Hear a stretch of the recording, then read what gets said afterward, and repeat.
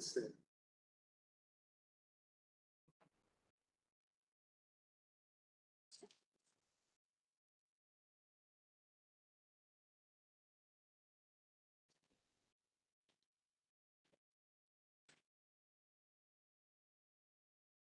Check, check.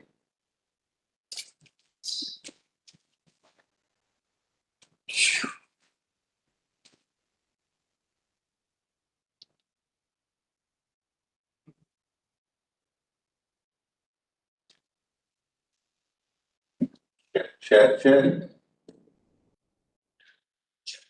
Check my check. Check my check.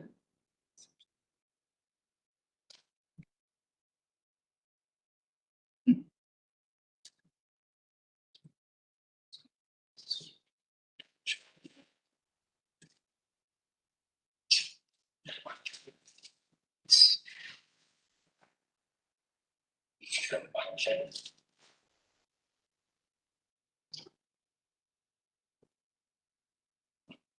Check my check.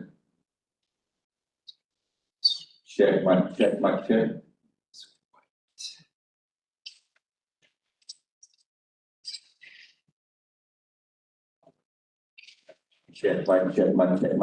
Check my check.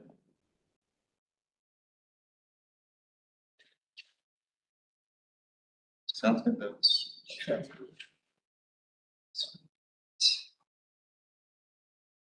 think they'll be happy with this. Sounds good. I guess that's a good job. Speaking to the streets. Yeah, I mean, I think it's working pretty great. I might go ahead and fix it. Yeah, well, actually, because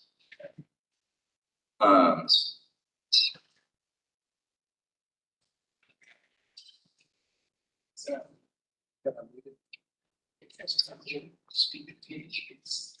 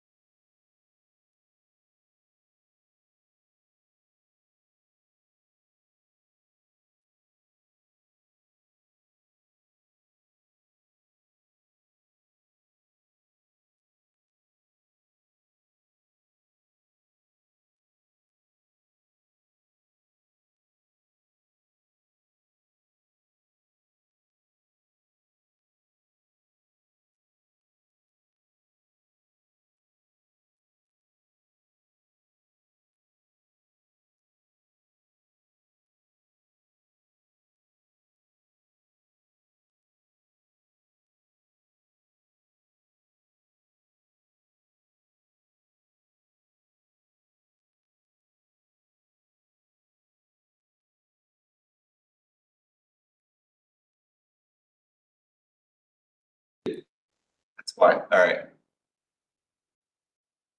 I'll do it again. Trying to figure out how long the lag is. Yeah. That's not long. It's like 10 seconds, right? It's right there. Check my check. Check my check. Check my check. Check my check. Check my check. Check my check. 10 seconds. What's that? 5 seconds? If Check one, check one. Check two, check two. Check three, check three. Check four, check four.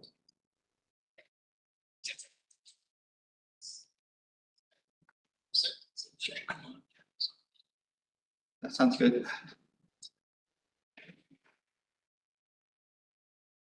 All right, so y'all can hear yourselves. And it sounds nice and clear on the broadcast or the like. So I think we're there. Doug's gonna be talking, you're gonna be presenting things. They'll be talking among themselves Just talking, that's it. and Okay, if then, you're not happy with this, I don't know what to tell you. and then some.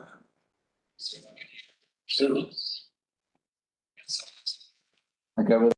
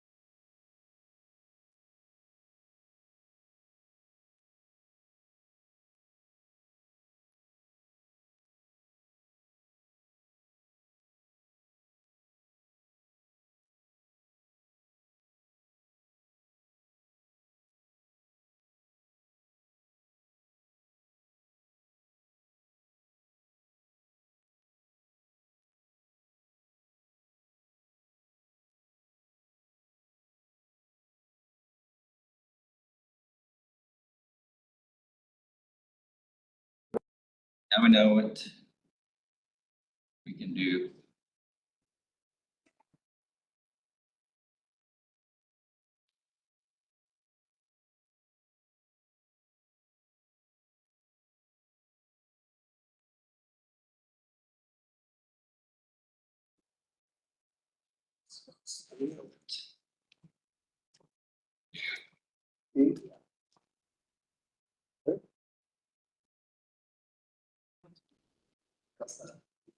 Which one? You have a mic on?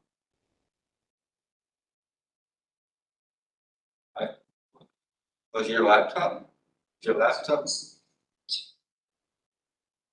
Is your laptop? It's not.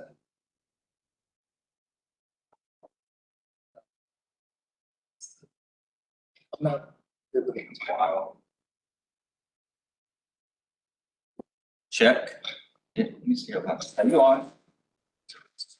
Miles? Which uses. Yeah. Dude.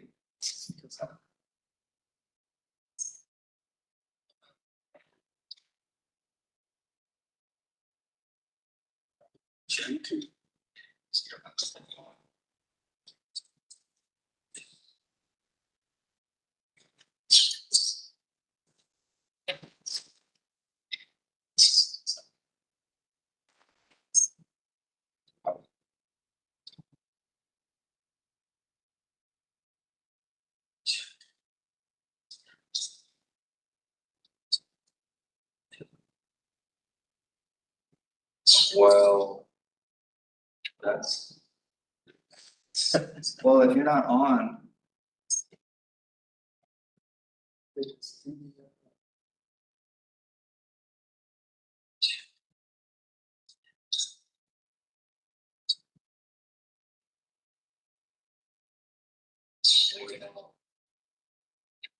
but you have WebEx on your laptop.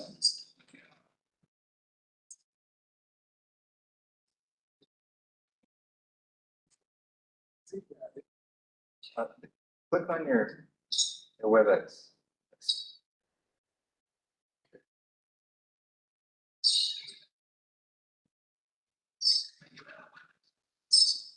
Hit the, See, it's.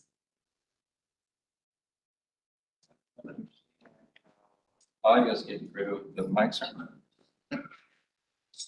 But it's on my computer, it shows. Well, Doesn't show that.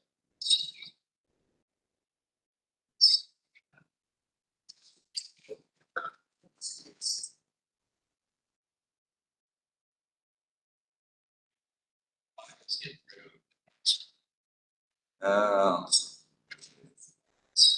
Okay.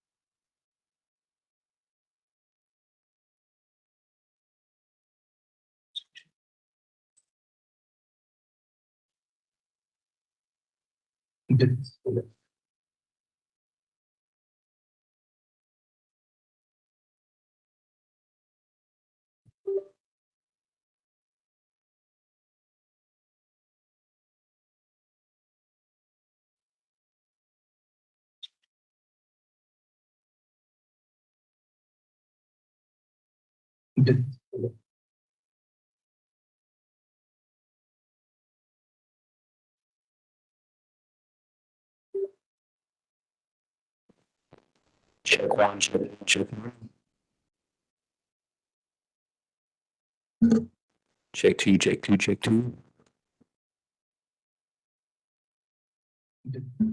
Check three, check three, check three. Check four, check four, check four.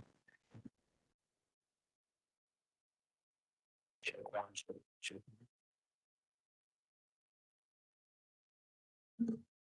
Check two, check two, check two. Check three, check three. Check four, check four, check four. Check one, check one, check one. Check two, check two, check two. Check two, check two, check two. Check three, check three, check three. Check three, Four, check four, check four. check four, check four. Check one, check one, check one. Check two, check two, check two.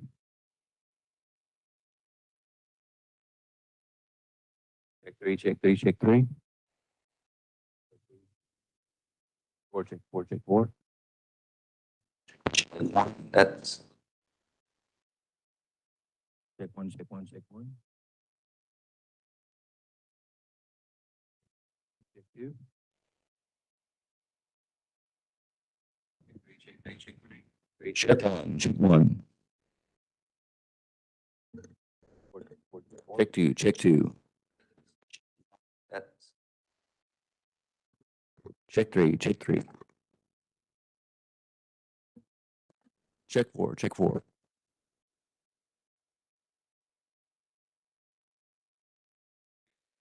Check one, check one.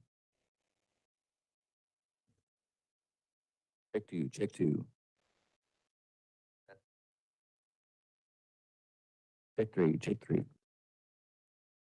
Check three, check three. Check four, check four.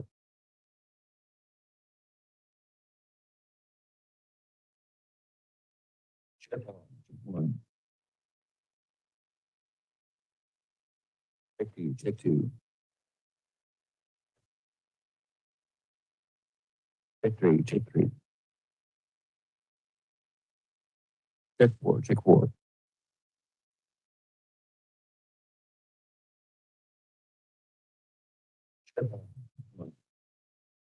Check one, check one.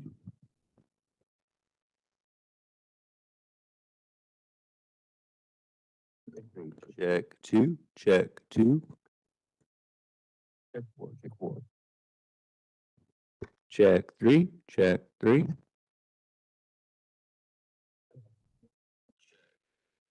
Check one, check four, check four.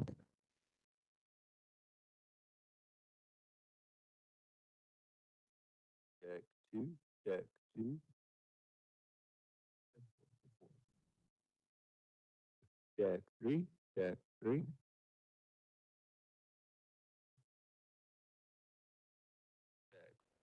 Check four, check four.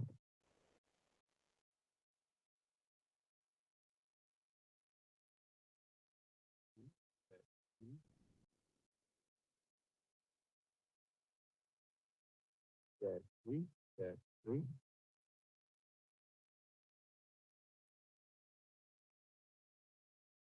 Check four, check four.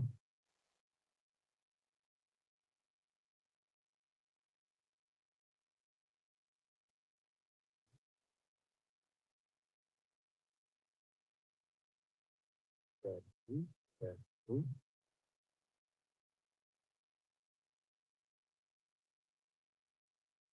Check four, check four.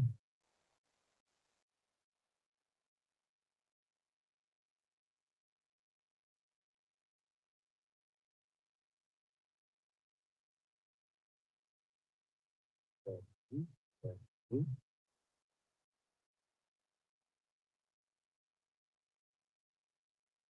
Check four, check four.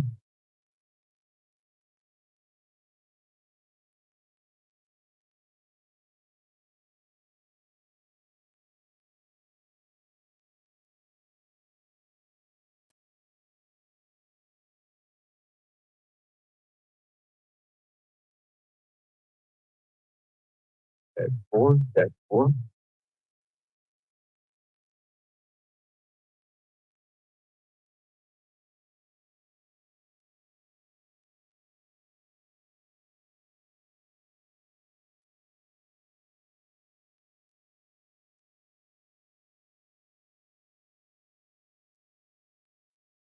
Check four, check four.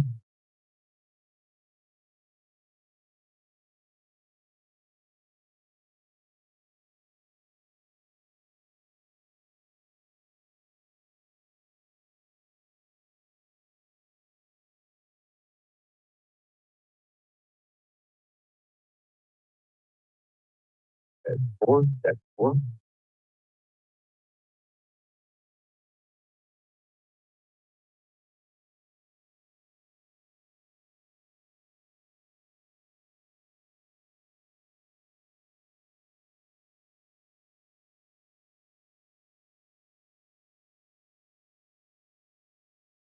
That's four.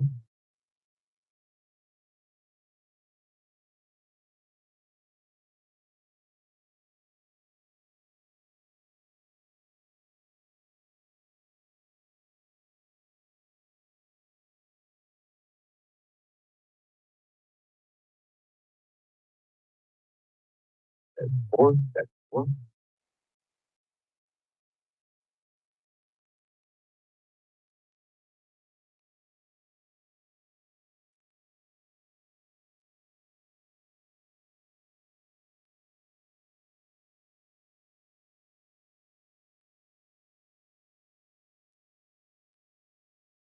Four. That's four.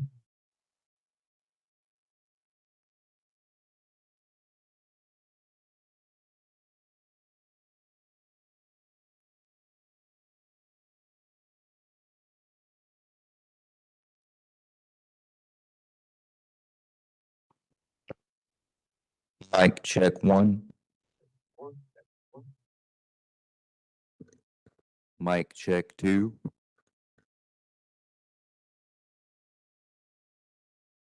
Mic check three.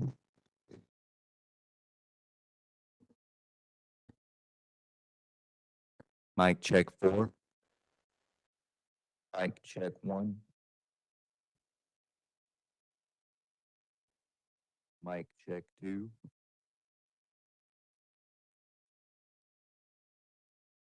Mic check three.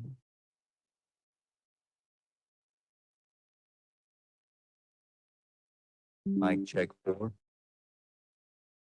Mic check one. Mic check two.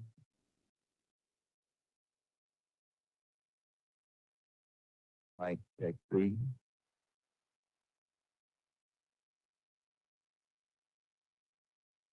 Mic check four.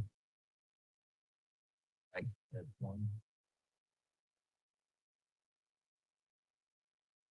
Mic check two.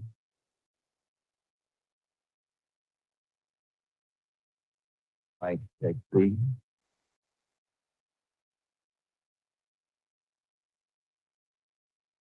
Mic check four.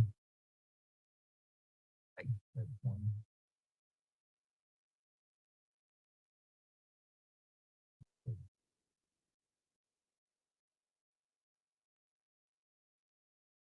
Mic check three.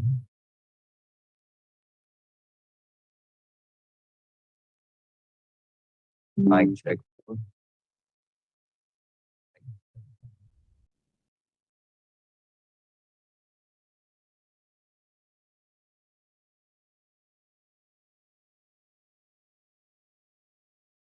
Mic check three.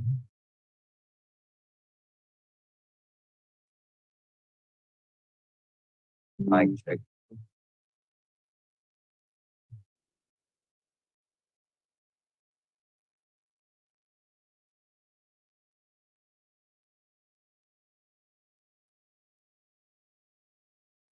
Mic check three.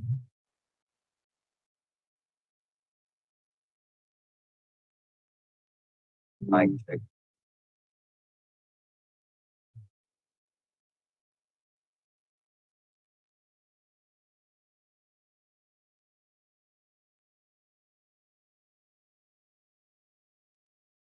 Mic check three.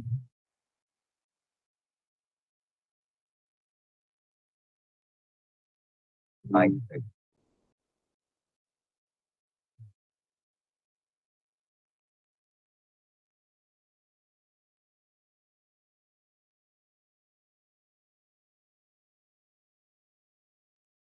Mic check three.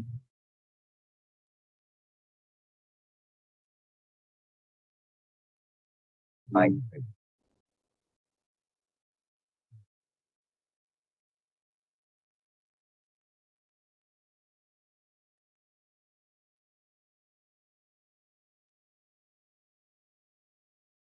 take three,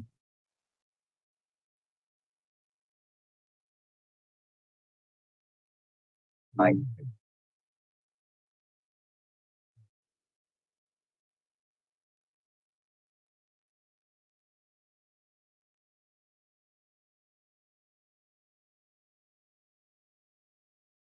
take three,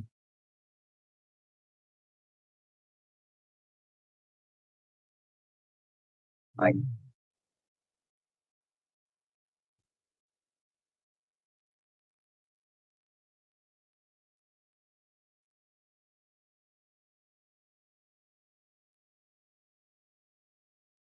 take three,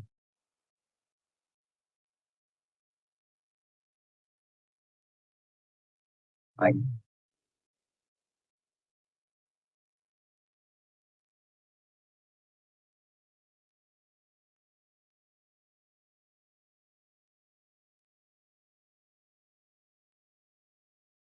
take three,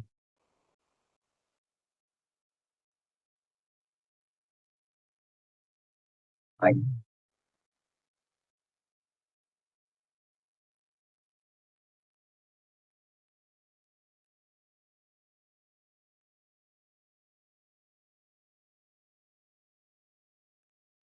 take three,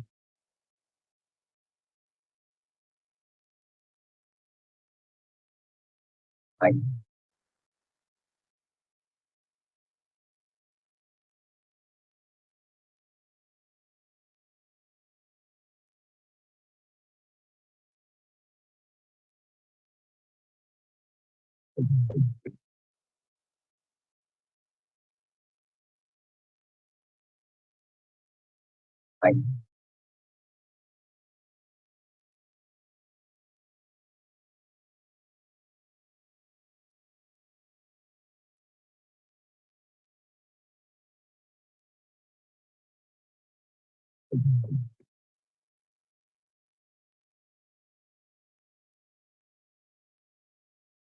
nine, nine, nine,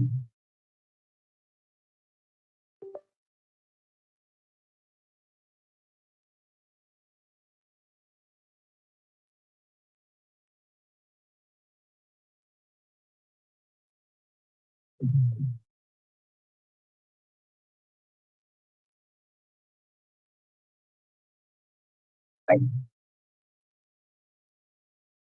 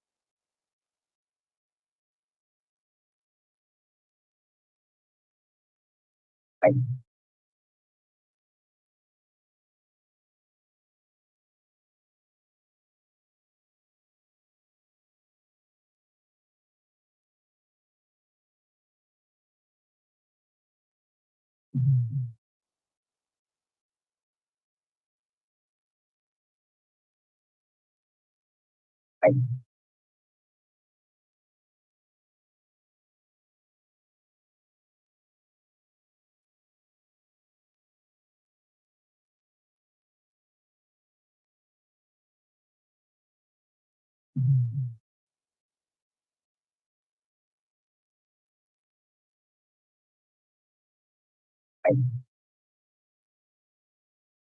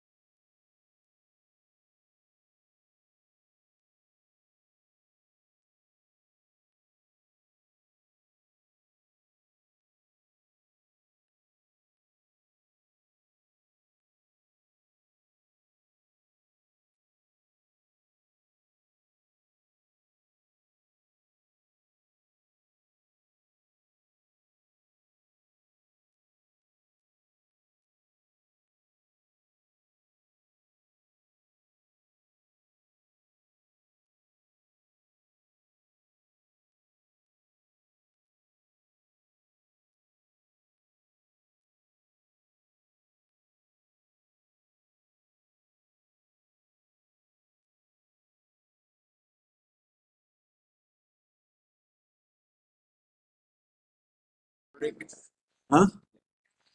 That's who. Well, he was friends with Cool. It was like Al Capone was young. He had it in the harbor there at Corpus. It took up several berths. Ted Line and him were buddies. So of course Ted hunts and fish, so they invited my wife and I and his wife and kids. Well, he was friends with Ted. Cool. It was like Al Capone was young. He had it in the harbor there at Corpus. It took up several berths. Ted Line and him were buddies. So of course Ted hunts and fish, so they invited my wife and I and his wife and kids. So he was friends with Ted. Cool. It was like Al Capone was young. He had it in the harbor there at Corpus. It took up several berths. Ted Line and him were buddies. So of course Ted hunts and fish, so they invited my wife and I and his wife and kids. So he was friends with Ted.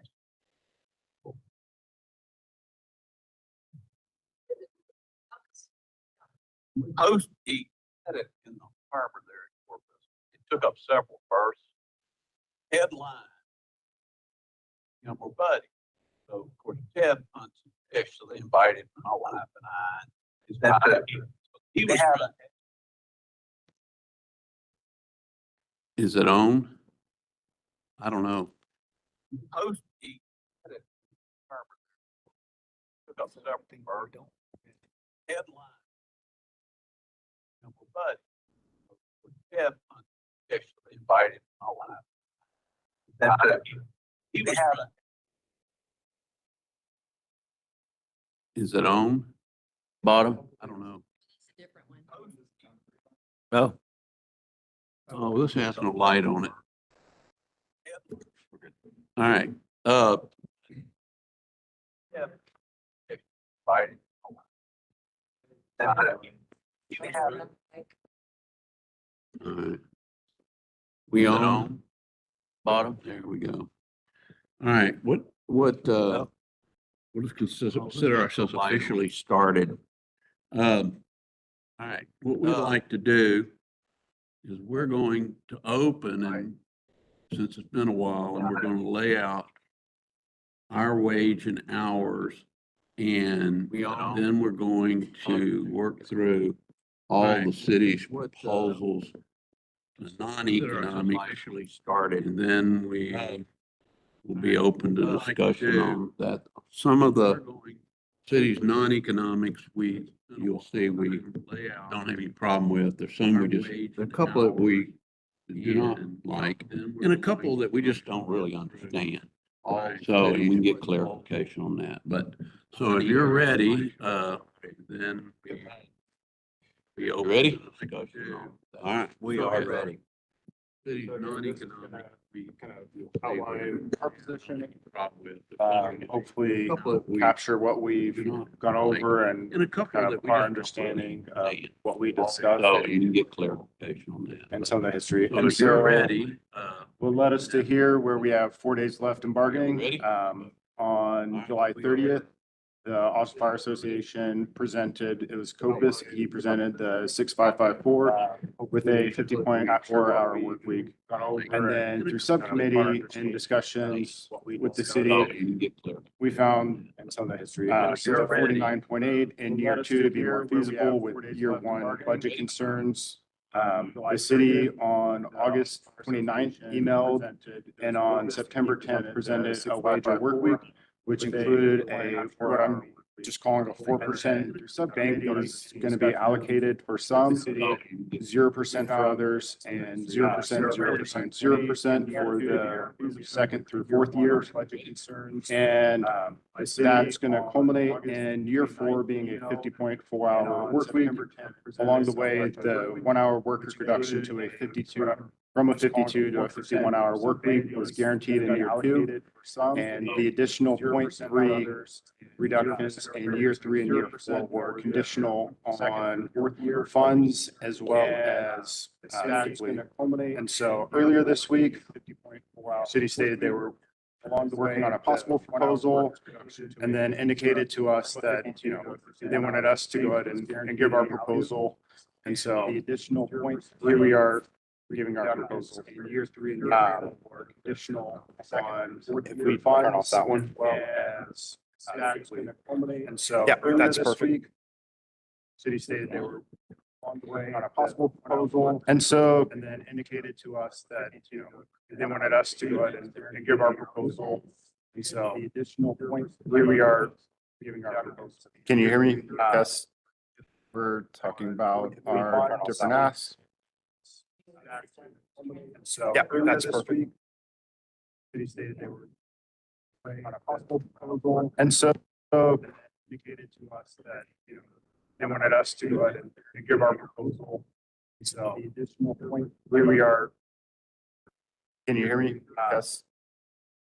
We're talking about our different asks. So yeah, that's perfect. Okay. And some of this may be repetitive, so and so hopefully if we don't capture it on the front side, we'll capture it on the back side. And so I wanted to kind of outline the ask that the city's had, which is wages, which I outlined in the previous slide, and hours worked, as well as articles 9, 14, 15, 16, and so forth. On the AFA side, and we've asked for wages and hours of work captured on the backside. Part of those hours of work is to allow for the Portland schedule. The Portland schedule in of itself, if you separate the work week from it, it's not a fiscal, it's a functional. It's saying my schedule is A, B, C, A, B, C, and I want to rearrange that to A, B, B, C, A, B, C, C. And so it's just a shuffling. There's still 3 shifts. from what y'all presented and from what the team has discussed, we're agreeable to 90% of the city's changes that they've listed out. And then there's 10% that, again, don't hold me to these percentages, but about 10% that we have applies or clarification. So I hope that demonstrates that we are trying to move forward in good faith and really understand where y'all are coming from, y'all's interests, and also express our own as we move forward. And so our wage and work week proposal is slightly different than the one that was presented back in July. And I try to think of myself and y'all's perspective, and you don't know what we don't tell y'all. And so part of this is to try and tell more of that story. And so what we're looking for is to go from our baseline where right now we work 24% more than EMS and we only earn 14% more. And we work 30% more than APD and we earn 9% less. And so our interest and our goal is to kind of close that gap to where by year 2, if we work 19% more, we earn about 20% more. It was about as close as we could get the numbers in the work week and everything to line out. And EMS is kind of the next person in front of us. PD's way down the road, and to try and get a raise that would get us on level with them would not be feasible for any large city's budget.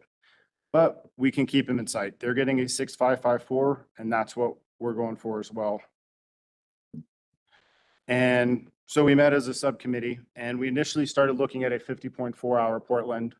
The way they did it, they had hours scheduled in excess of their regular scheduled hours were at a time. And when we try to apply that to the way we, our timekeeping's done, our practices with leave being productive or non-productive, it resulted in some built-in overtime. And we kind of moved it to year 2 to help with the funding and to also hire enough firefighters to support that work week, because our interest in reducing our hours is not just to grab overtime on the other side of it. Our interest is to hire enough firefighters.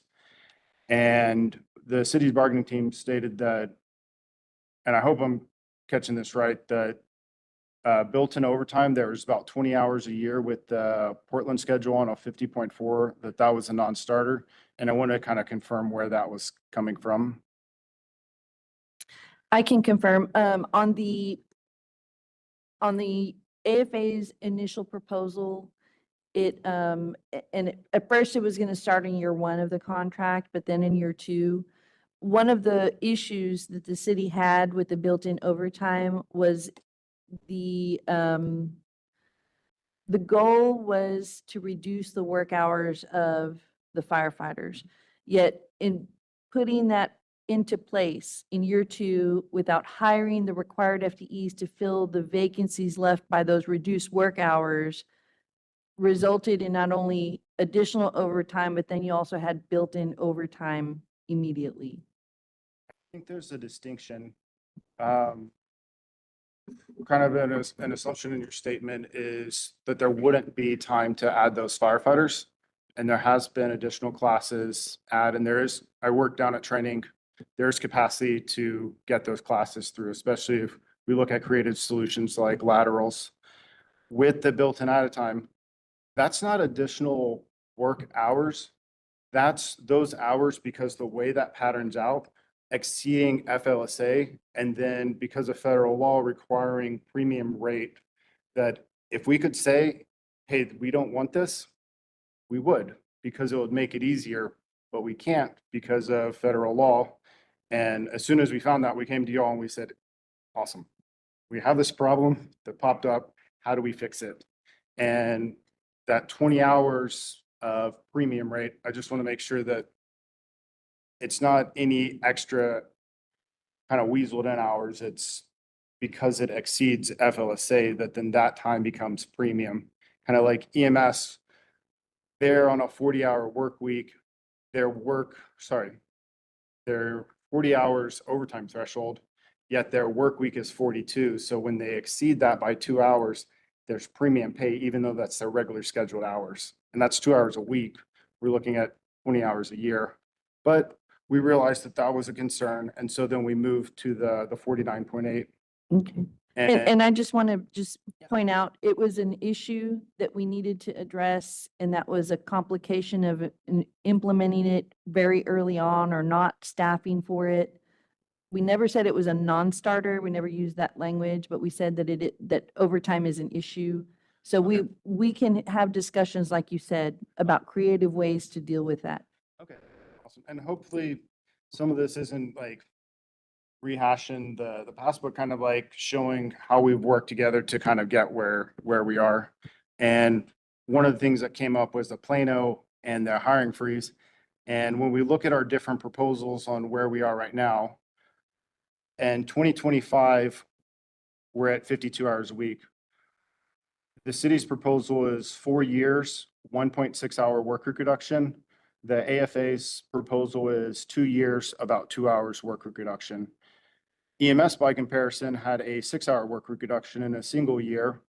And Plano Fire Department is having a 14-hour work week reduction over the course of 5 years. So almost 3% per year, 3 hours per year. And they're doing it through a wage freeze, which fortunately, they are paid very, very well. Their base pay is 21 to 33% higher, and their cap out pay is higher than every single one of our ranks.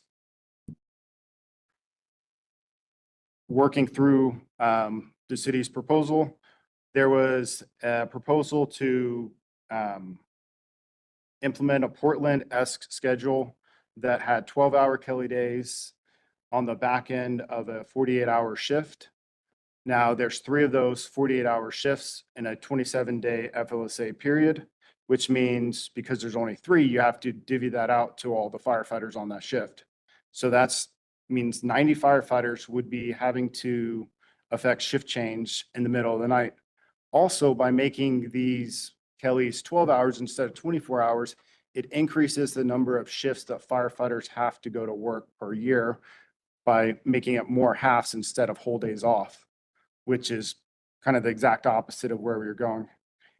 And then when we looked at the numbers while we were meeting, it actually didn't total out. And where it didn't total out, this top box shows that those totaled to 204. 204 is the FLSA max. And then when you sum all the ones that were included, it comes to 2652. You divide that by 52, you get 51. Unfortunately, there was 13 cells that were excluded.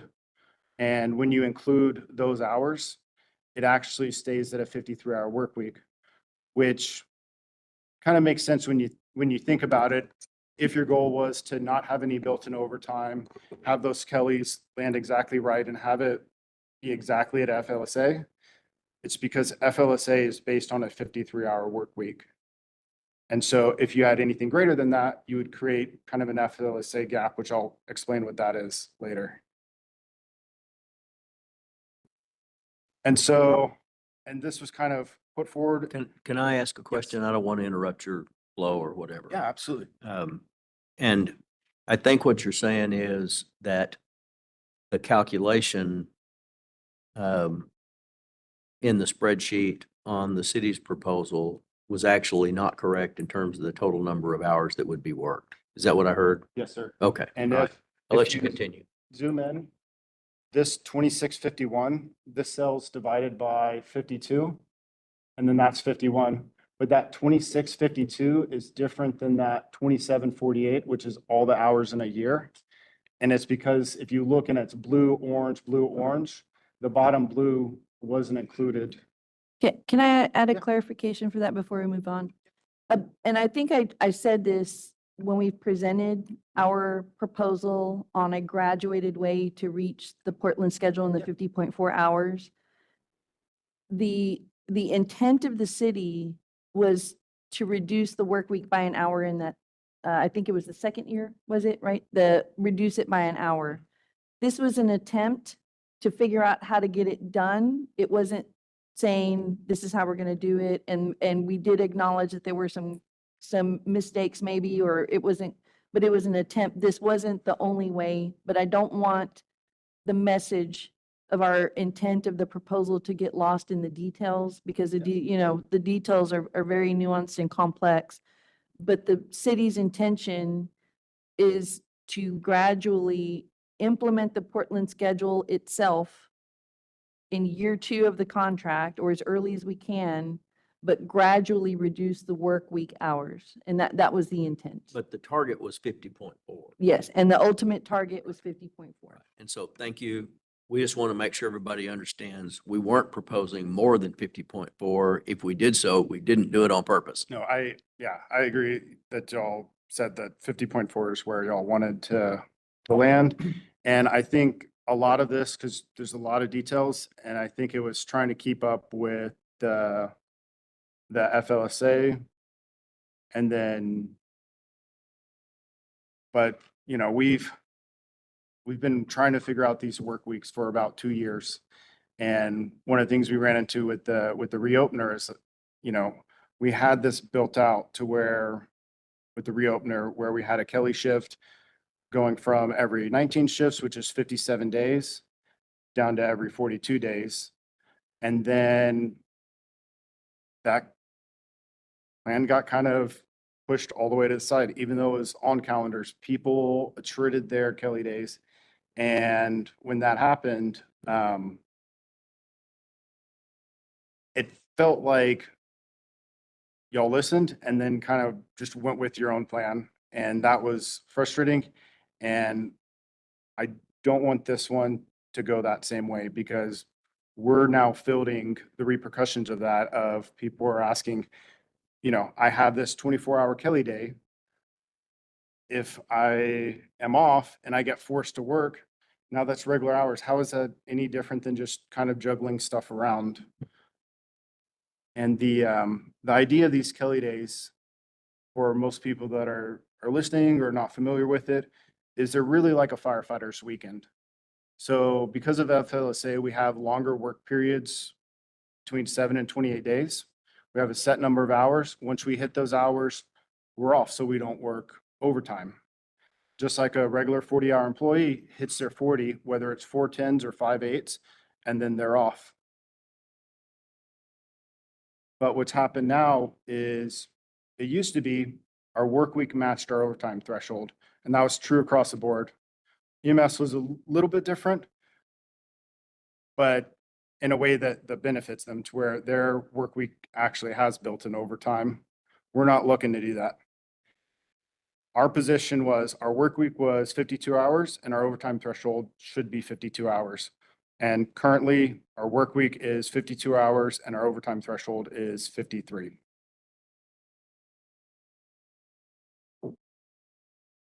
And we explained that mathematically, there's no way for that to cost more than what was budgeted for it, because that 1 hour was costed at 1.5 times that rate. And that 1.5 is important for 2 things. One, that you fully cost what things cost, so you aren't surprised by, escalating costs. But then on the flip side, for us, a new FTE is the same cost as paying somebody time and a half, roughly.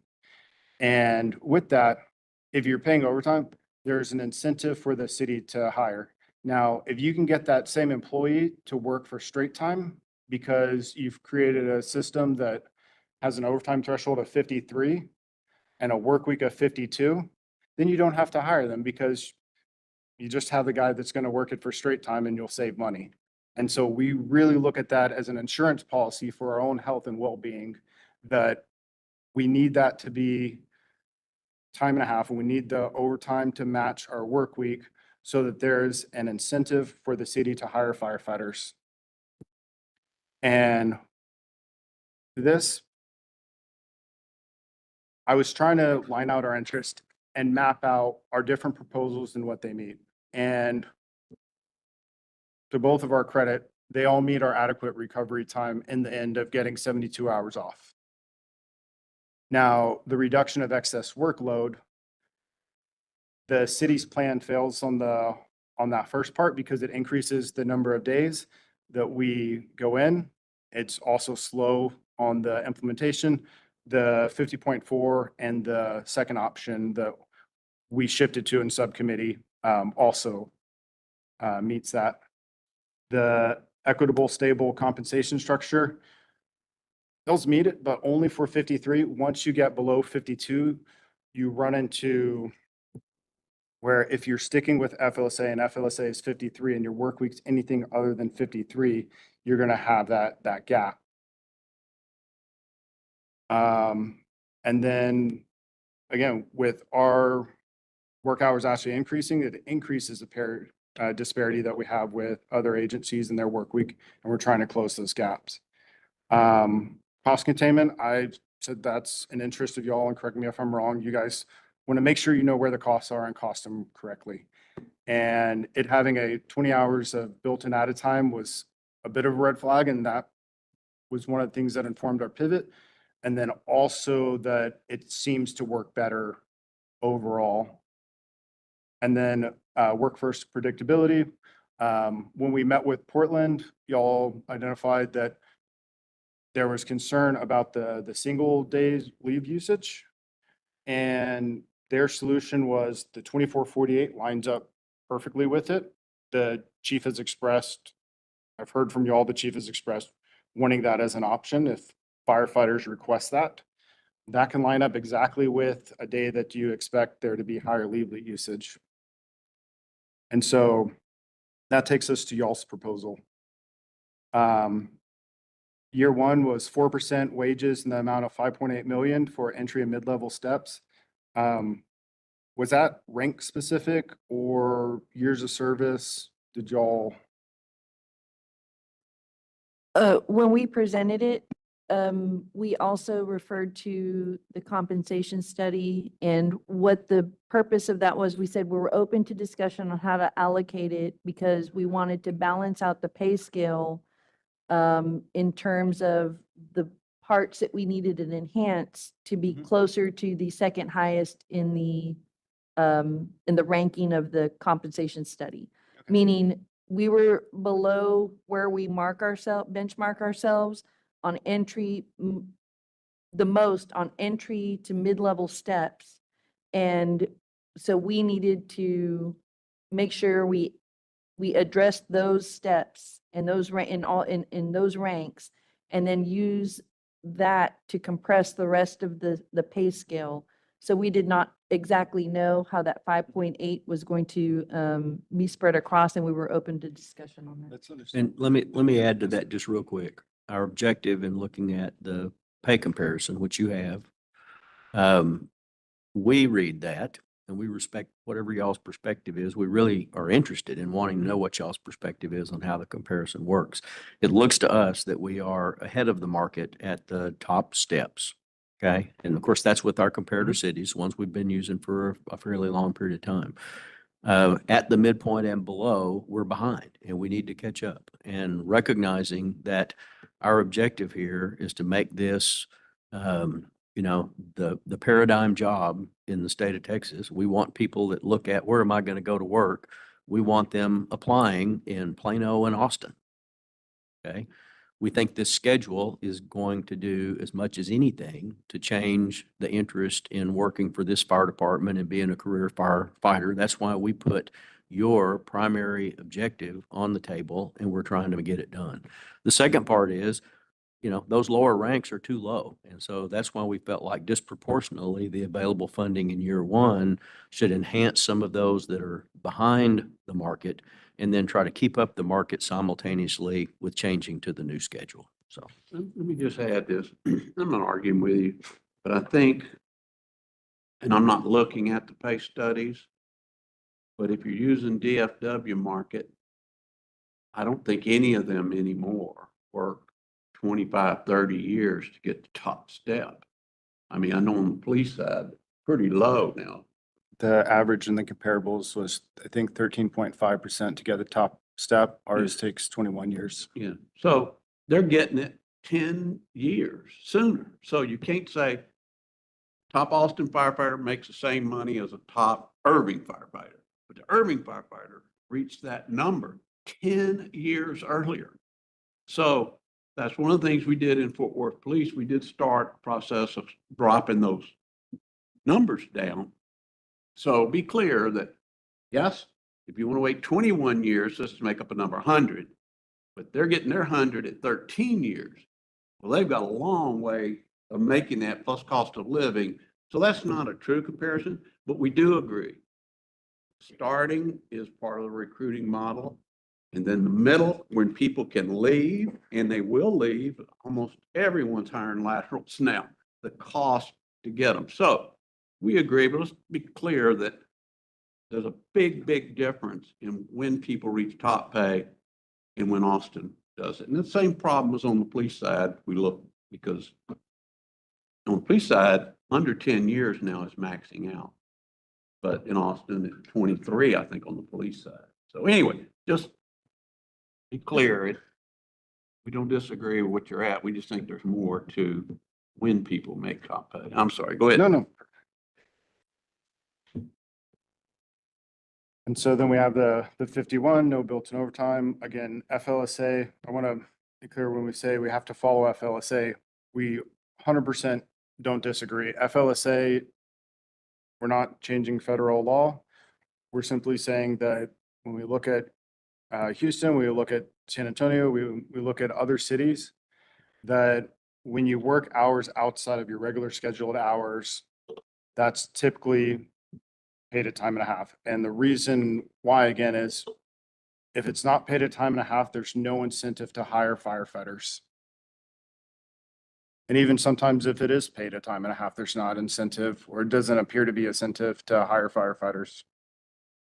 And so that's kind of what Houston did. And I wanted to ask, with the 1-3-3 reduction in years 2, 3, and 4, I guess, what was y'all's aim in like spacing it out? Was it like to kind of bring in those people gradually, or? Sorry, I didn't want to lead the. Oh, you're asking why it was a 1 hour reduction in the second year and then 0.3 and then 0.3? Well, that was all in context and in a package with the wage proposal, and what we had initially proposed was that whatever value we could agree upon, that we would use that to hire the FTEs to staff the required additional staffing to move, the additional FTEs to move from 52 to 54, that we would use that money to hire those people gradually as we went into, and then wound up at in the year 4 with the 50.4 hours. And it's analogous to the way Plano uses changes in the schedule over the 5-year implementation period, adding Kelly days until you get down to the appropriate point, then changing the schedule once and then changing the schedule again. And I'm sure you're familiar with that. Ours is not the same, but it was analogous to that, hiring people step by step so that we had sufficient firefighters to staff the ultimate schedule. We got Yeah, you're absolutely right, because each Kelly is a 0.4 and change in hours. We just have another question. A question on that. Is that methodology, the methodology that was utilized with EMS? The methodology to determine a fiscal amount and then designate that to reduce their work hours in lieu of cost of living raises? We'll get you a better answer to that. I think the answer is no. Historically, we've looked at. Stop, we accept it. We've looked at a bunch of that stuff. We've been talking about it extensively since yesterday. And so I think the answer to that question is probably no. On the other hand, EMS, the implementation of the change in hours was accompanied by a reduction in the growth in the cost of living increases during those time periods. So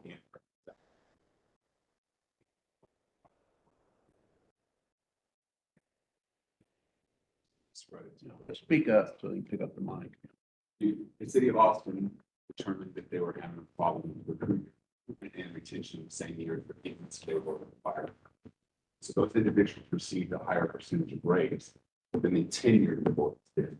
all of them received a 6-hour work week reduction while also at minimum receiving a 4% increase in pay during the contract. I don't think that was in a contract. I think that was before the first contract. It was built into the contract, but you're correct. It did, the 6-hour work week reduction came a year early. Correct. In the middle of both. Yes, that's exactly right. And so kind of jumping back to Plano. Yeah, go ahead. I see 25 to 26, they have a 3-hour work week reduction.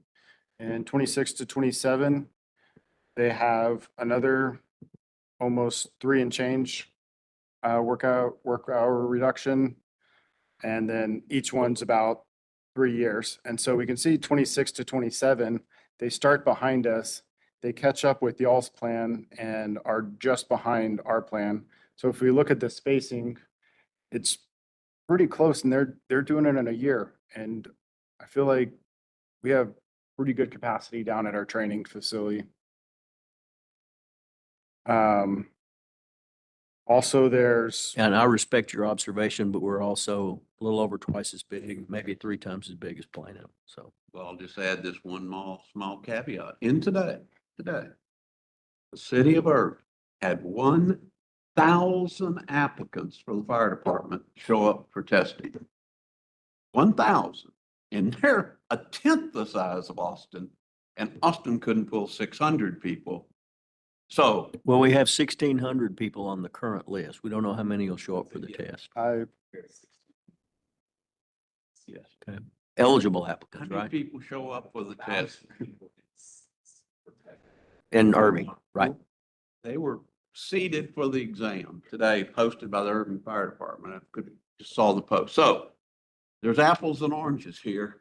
If you were getting the numbers, that would make sense. And but so you're it's not. clear, and so it's clear, I'm not arguing with you. I'm not arguing with you. That's why I said that our objective here is to implement this schedule because we think it's the best bait on the hook for people to come and work for this Yeah. fire department. And so we are getting on the same page with that. Okay. And we need to be able to afford the implementation. And this is a really good discussion, and I appreciate the comparisons. Go ahead. and yeah, and I think like,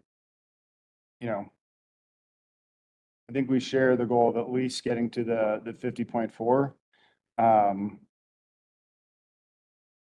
It's hard to see full commitment to it when when there's strings attached, when it's leave usage is tied to it, meaningful decline in city revenue. And when you look at other contracts, there's not that extra language in that, and there's not wages being used to support FTEs. It's increased authorized force, and then that's paid in its own bucket. And when we look at this and actually like the numbers, and we sent this on 8/21, the formula, it was something the work week reduction committee worked on, Chief Smith and AFD had it before I was even on the work week reduction committee. And with the city of Austin proposal, it added 43 firefighters. 32 in year 2, 6 in year 3, 5 in year 4. And so, now that we have these numbers, it's like, how do we balance a 0 for 6 firefighters? And then in our proposal, we're saying 53, which my cadet class, when we started with 57. We graduated with, I think, 49. And so that's pretty close. And if And- we have, yes, I would just like to clarify, when we made our initial proposal on the freeze of the wage increases and applying value to the hiring the FTEs that would be needed to implement the Portland schedule at a 50.4-hour work week. I did say that we wanted to open that discussion, and that's why we left those questions out there. How many FTEs do we agree on? What's the value of those FTEs? Because then, once we figure out the value of the FTEs, then we can discuss what value is left that so there was our initial proposal. We want to have that discussion, and I just want to make sure that we're continue to have that discussion. I see. So to paraphrase, you're saying that figuring out the FTs, figuring out the value, which I wish, Renella Paulson was here because she's great at that. And then from there, see what money is left over for raises. Yeah, that's, I don't recall that conversation, and to me, I think if that was the intent, maybe words different than wage freeze should have been used. Because wage freeze does not indicate what you're now saying. So, Azat, do you want to go ahead? Go ahead. Who's going ahead? Just go ahead. Oh, sorry. So then kind of stacking these together, year one, there's that 4% raise bank for entry and mid-level, 0-hour work week reduction. Year two, add 32 FTEs. Seems like right now paid by firefighters.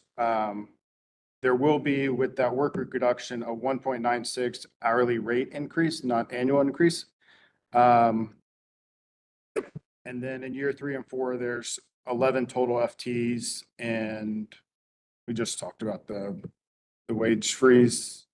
And that's, 0.6 hourly increase per year and 0.3 reduction.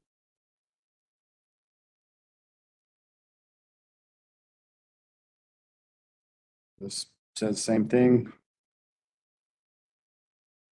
And again, where we're going with this is we're trying to close those gaps with EMS and PD. And so what we offered up was the 49.8, Kelly every 27 days, 9 shifts. It allows for that 24/48 alternate schedule that they said chief wanted.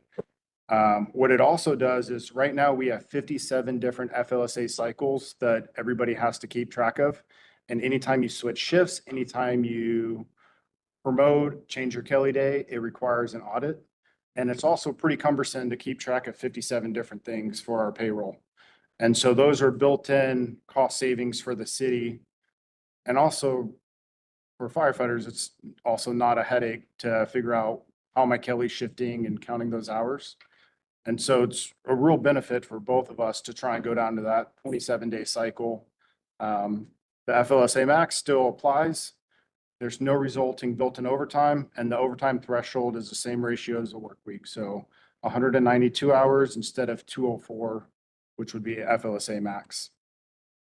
And when we map that out, it lands dead on to where if I worked my Kelly or if I worked any at a time, I was forced to work a mandatory shift, that would be for time and a half, which would incentivize my employer to hire enough firefighters to cover that to where I'm not getting overtime or forced. And then if I don't work it, I'm at zero and everything's even. There's not built-in overtime. There's not built-in undertime. With keeping it at FLSA, I would be in the whole 12 hours productive time, which means if I got forced to work overtime, I'd be forced to work straight time.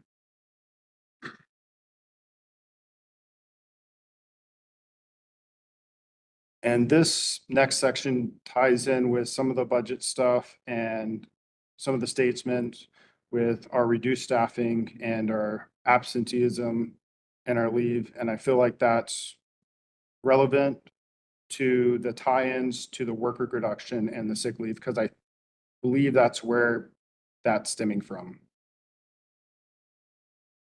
Help me understand what you're saying, because I don't understand it. Yeah, so I guess, I understood everything up through the schedule. I don't understand the sick leave reduction issue. so right now in the contract, it states 0.3 hour work week reduction only if sick leave remains at or below agreed parameters and no meaningful decline in the city revenue. And so in two ways that's related. The reduced staffing was revenue related, and the 0.3 hours work reduction tied to sick leave. Trying to see where that's coming from. And it seems relevant if sick leave, especially during contract negotiation, is being blasted in media statements. So when we presented when we presented our proposal and we talked about the sick leave usage, we identified that the concern, that was stemming from the concern on the increased use of sick leave usage on the 24-hour shift that's included in the Portland schedule. As we know, when we discussed this together with the Portland, both the union president and the captain, they did say that there was a higher incidence of sick leave usage on that 24-hour shift because it is bordered by 3 days off and 3 days, each on each side 3 days. And if you take a sick day off, it's 7 days off total. And they did have a higher incidence of sick leave usage during that particular time. And that was the reason, that was the only reason that we're identifying that in our proposal. And let me add to that just briefly. The logic that we believe is true, and I'd love to hear y'all's perspective on this. We know that if you look at patterns of sick leave, there's more sick leave utilization before weekends, before people's scheduled leave, and for holidays. And so we're going to have a different schedule that exacerbates that potential problem. The problem exists today. Sick leave utilization has gone up. It's gone up in this department and others. It's difficult to control. Our objective is not to punish people that are using leave legitimately. We're convinced that some people aren't, and we're convinced that with the new schedule, there will be a greater incentive to do it even more. It's that simple. So I need to challenge that. It's insulting. So That's it- my perspective. Go ahead. So there's a couple things. One, I'll just in a second. So if you're gonna point out problems, I think it's consistent to also point out their solutions. And their solution was the 24/48 lines up perfectly with that single day where there's increased leave usage. There's increased vacation, increased all of that because you get a week off. And so if you can target your staffing, if you have people working 24/48s, and that's always going to land on that single day, that's a model that you can plan for. And Yeah, I heard that when you said it earlier and understood that's what you were talking about. Yeah. So here's what I would like to ask is, when EMS's work week was reduced by It's the 6 hours. purple box days. right, Did you tie sick leave to anything? Did you tie any portion of their contract, whether it be a raise, reduction in work week, to sick leave? I think it's unacceptable to say that the fire department has a sick leave usage problem without having any data to back it up, and then turn around and try to tie it to a contract. But we're asking for 2 hours. We're asking for a third of what EMS got. Hand it to them on a silver platter without any strings attached to sick leave whatsoever. On top of that, if there is an issue with that, it's the management's right to be able to control those issues through the proper disciplinary chains, not within a contract where we are handcuffed by that. To ask the Austin Firefighters Association and the firefighters in the city of Austin, who is one of 3 public safety agencies, to have something different than what the other 2 have is insulting. That's where we're at. That's our perspective. I do want, because so that Zot can continue with his PowerPoint. The reason it was within the slides is the timely dissemination of what we feel was a disingenuous misrepresentation of absenteeism. And because it's our intent to negotiate in good faith, and because we have a desire for improved labor management relationships, those types of events really make it difficult. When Lowell repeats that there is an increased use of sick leave in the fire department, and we have not been provided any data that would substantiate that, then it kind of resets labor management relationships. And so the ask is, until you can demonstrate with data the statements that you're making, please stop. Also, one thing to notice about the single days is they rotate the day of the week they land on. And so that distributes the day of the week that if people are taking those off more, then that pulls, people can only take off so much leave, and that pulls days away from the weekend. And so we can see city statements, cutting firefighter staffing down to 3 per unit.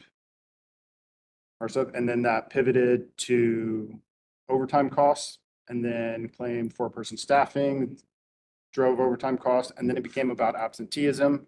And then we see absenteeism in the contract or sick leave. And,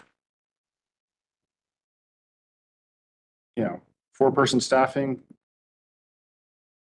I don't need to beat this up. We need it. What the city saying about 4-person staffing's a flat out lie. They're saying 3 out of 4 units aren't going to have reduced staffing, but 72% of our apparatus will. And when we go to a house fire, we're not going to be able to go inside a third of the time where there's a victim. If you look at a national study, 1/3 of grabs were when there wasn't a reported victim. So if I'm a lieutenant and I go to a house fire and I only have 2 people with me and there's no report of a victim, but there is one in there, I have to wait for the next person. And it's not just house fires. They say we'll have enough. What they're talking about is a house that's 2,000 square feet or less.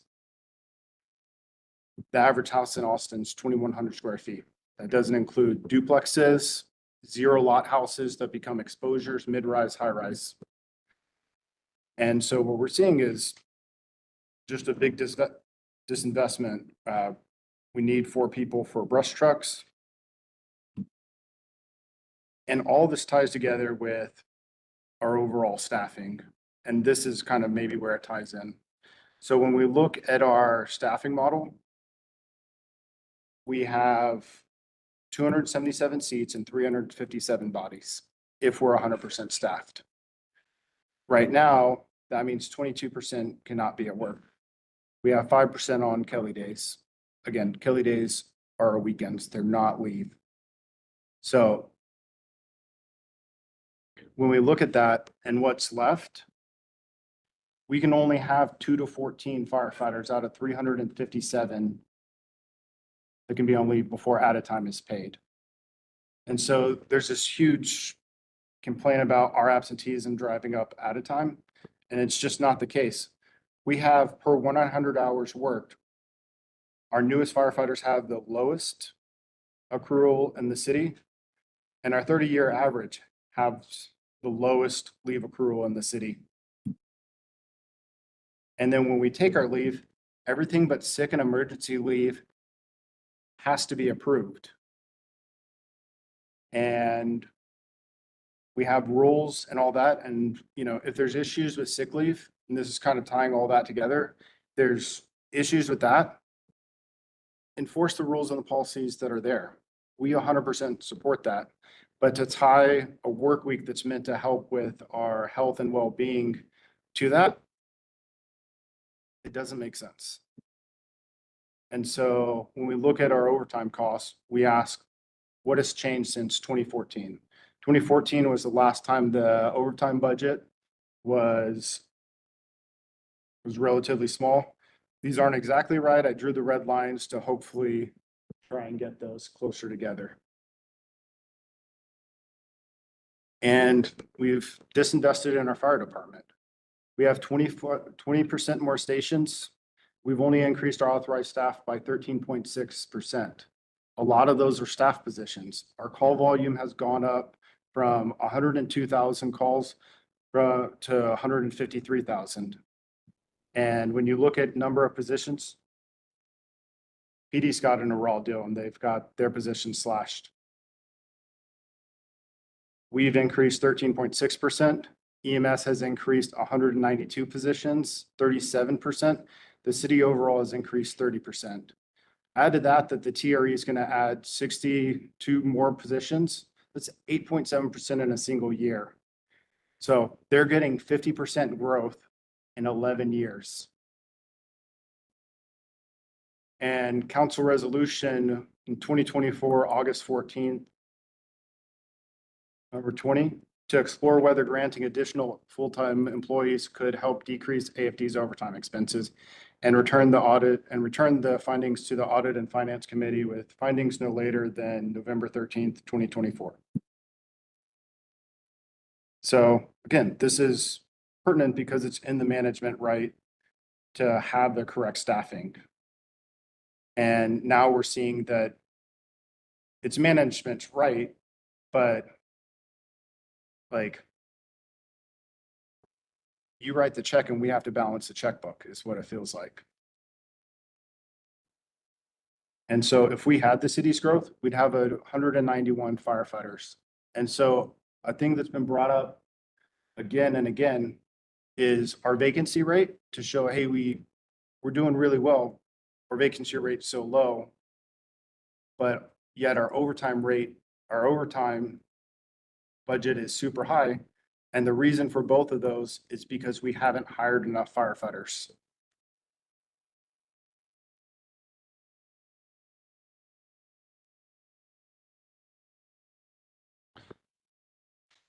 And so now where we based our numbers from, I'm going to go through that. We compared ourselves to EMS and APD. Again,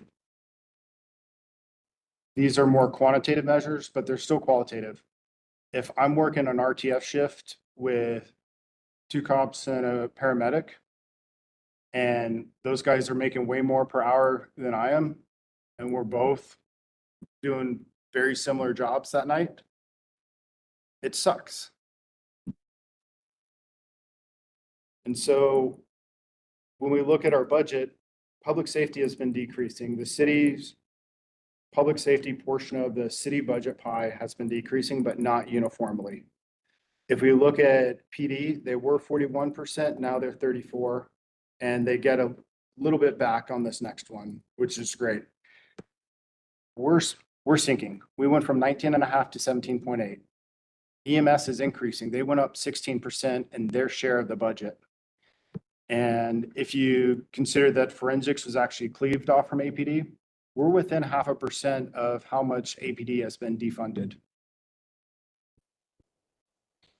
When you look at our annual growth, both of these are from the city, or sorry, the one on the left from the city budget.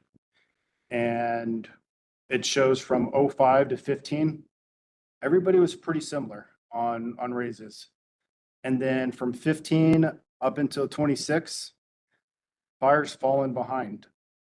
Police has taken off.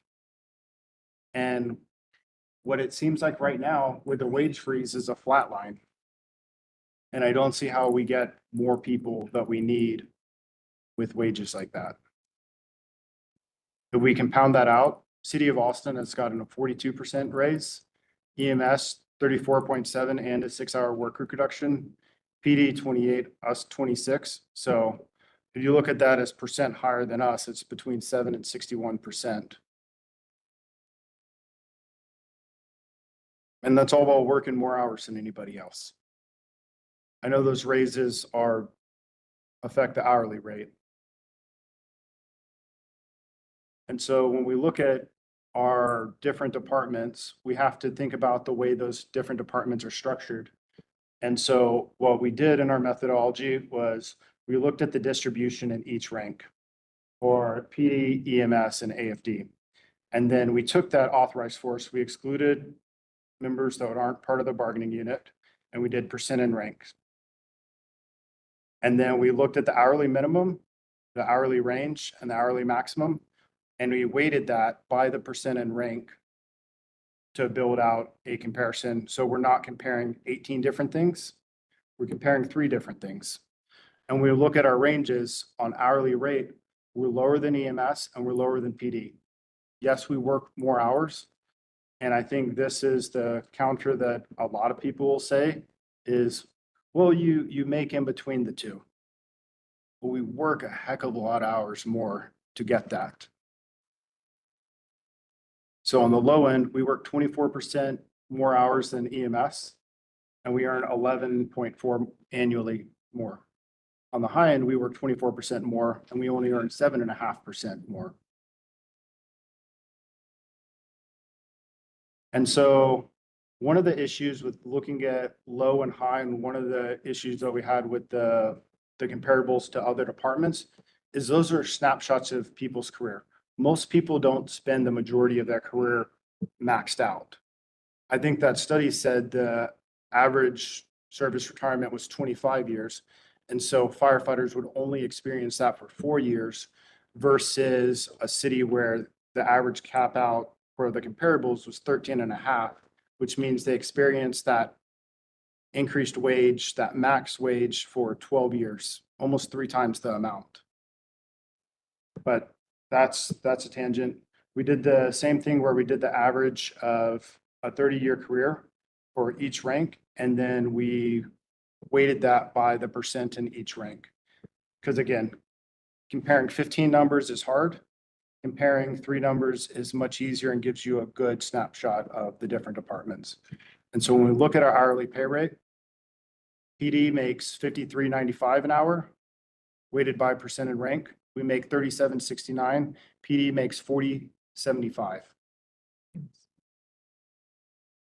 So compared to EMS, we earn 7.5 less per hour, and we work 24% more. Compared to PD, we earn 30% less per hour, and we work 30% more hours, and we earn 9% less annually. So we work more hours and we earn less. And that just carries on when we look at our lifetime earnings. PD will make 3.27 million. Fire will make 2.97 million. EMS will make 2.61. And when we look at those lifetime hours, it's very telling. PD will work 62,000 hours in their career. We will work 81. EMS will work 65. If you take that number of years that we work extra, that 15,000, and you divide that by EMS's work week, like hours in a year, that's 7 more years on our body. Compared to APD, that's 9 more years.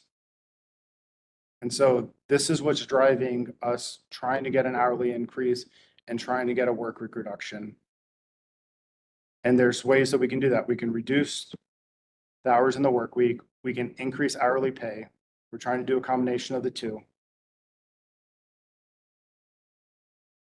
And the effects of reducing operation work week, annual hours decrease, the hourly wage increases to keep that annual salary the same. Annual pay, again, remains the same, and you need to increase the authorized force or increase overtime. We definitely don't want to do the overtime. We want the bodies. And so PFM did the City of Austin analysis with the 7 comparable cities. And they found that Austin has the highest median income, home values, and Austin firefighters have the highest salary in most ranks after 21 years. And that's true.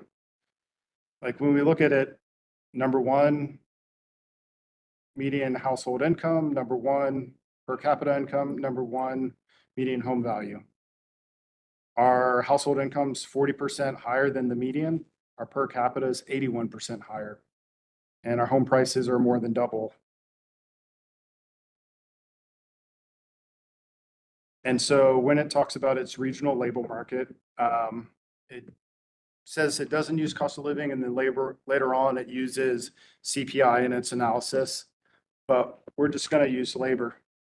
And so Austin compared to the median, we're 40% higher on a household income. We're 18% higher than the second highest on the median household income. Or sorry, than the second highest income. And when we look at per capita, we're again higher. And when I look at wages, it doesn't have that same disparity. The other thing is the metropolitan statistical areas between Austin and Dallas are much different. Dallas is very homogeneous. It's sprawl. You have that megapolis between Dallas, Fort Worth, and Denton, and lots of cities and lots of stuff packed in between. Ours is much different. And so when you spread out that metropolitan statistical area, the interpretations becomes cloudy because we're not MSA to fire departments. We're city fire departments, and we'd like to live in the city that we work in. And again, I said this earlier, it takes 21 years to hit our top step versus 13.4 in our peers. And this same company did a analysis for APD. And they said, man, Austin's expensive. You're number one paid. And they got a 6,554. And that's all we're asking. We want to keep pace with PD, maybe catch them a little bit on the work week. And by year 2, before EMS is out of contract, we want to work 19% more and earn about the same. And can we afford it? So this is talking about reinvesting in the fire department. We've seen it decrease. And I wanted to do a thought experiment on what it would look like on the flip side. If we would maintain 2025's funding for the fire department, that would be $9 million more dollars. If we restored it to 2015, that'd be $25.5 million. And so if a 4% across the board at 5.8 million in year 1, a 6% across the board is going to be 8.7 million, which is still cutting the fire department's budget by 300,000, but you know, I'll take it over it's currently being cut. And we need 53 FTEs. When we look at EMS with the TRE, they're going to get 62.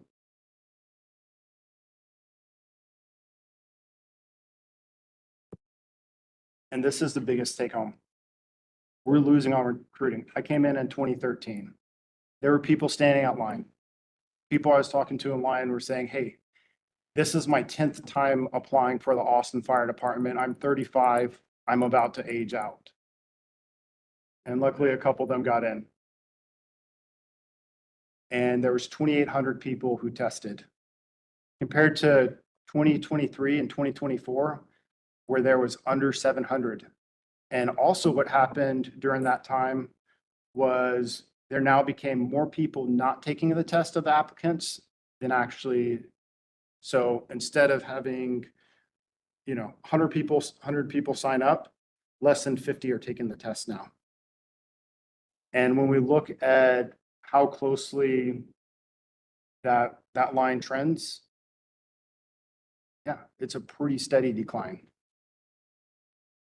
And we're seeing it because if we don't invest in our firefighters, somebody else will. Allen's going to the 1,323. Plano's dropping three hours in their work week every year for the next 5 years. And if I'm talking to somebody who wants to join a fire department, am I going to say, yeah, you're going to get a pretty good raise for this first year, but then it's going to disappear because they use that wage to pack it forward. And then they were going to give an increase, but it was going to pay for the FTEs. And you're going to get a 1-hour work week reduction, but it depends on the sick leave use and whether or not there's funds for the additional 0.6, 11 FTEs. Or do I say, you know what? We're going to be in line with the other public safety in Austin. Do you have any questions? Would you rather break or do you want us to go on forward with the non-economic stuff? It's up to you. I think we should take a short break. Okay. And I think we should come back and hear the responses on article by article. Yeah, that'll be very helpful. Or you want to come back quicker? How long do you need? I think 15 minutes, Yeah. actually. Okay. Let's come back at 4:02. Yeah. Right.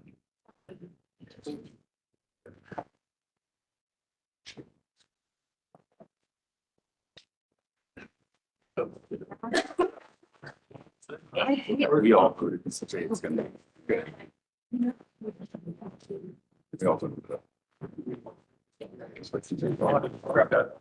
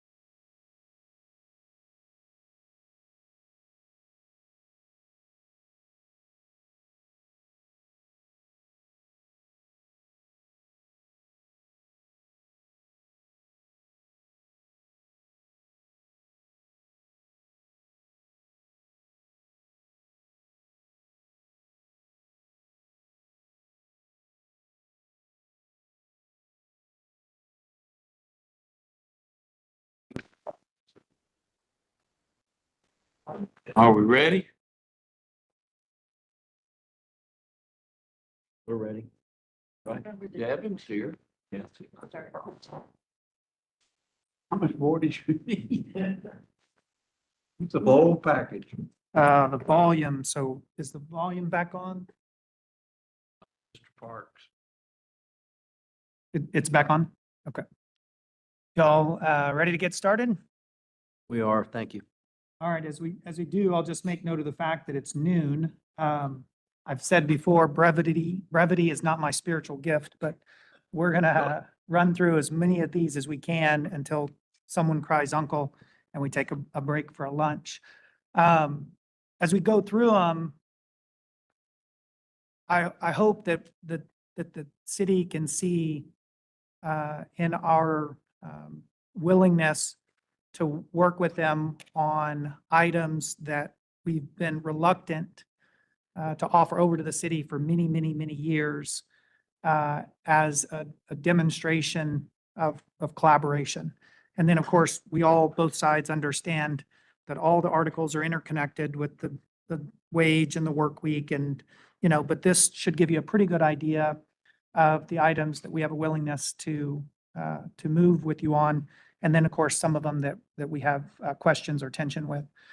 So if it works for you, I'm just going to scroll through them. We're starting with Article 4. We'll probably move really quickly on the ones that we're in agreement with your language on, unless there's something that you feel like you need to kind of add. So as I scroll down, we've got footnotes, and that'll be kind of my prompt. But so on Article 4, we agree with the City of Austin's language. Go to 15. 13, I mean, go to 13. All right, we're gonna skip over the wages and the hours of work. Go to 13. So going to Article 13. Yes. I think we're almost there. I think we can with this. Let's do it.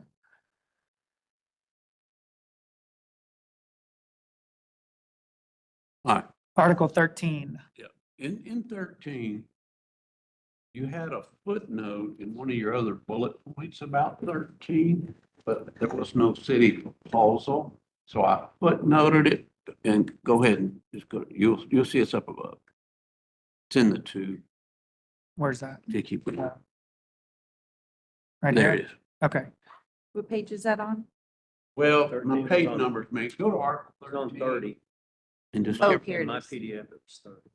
I can give you the footnote number. I got it. Footnote 14. Huh? Footnote We're 14. looking at it. Yeah. So I think what we're highlighting there is that in a separate bullet point, the city had requested consideration to go from 2-year staff assignments to 3-year staff assignments. But it wasn't updated within the articles itself. It was done in conjunction with the implementation of the Portland schedule. And one of the concerns was that, and I think we had some discussion on it, but it was related to the actual implementation of the Portland schedule and being able to make sure that that the chief could utilize people in a staff position for at least 3 years, because it takes about 2 years to get proficient in that particular position, and they wanted at least another year of that proficiency to be able to utilize that proficiency in that position. Is there anything else to add to that? Okay.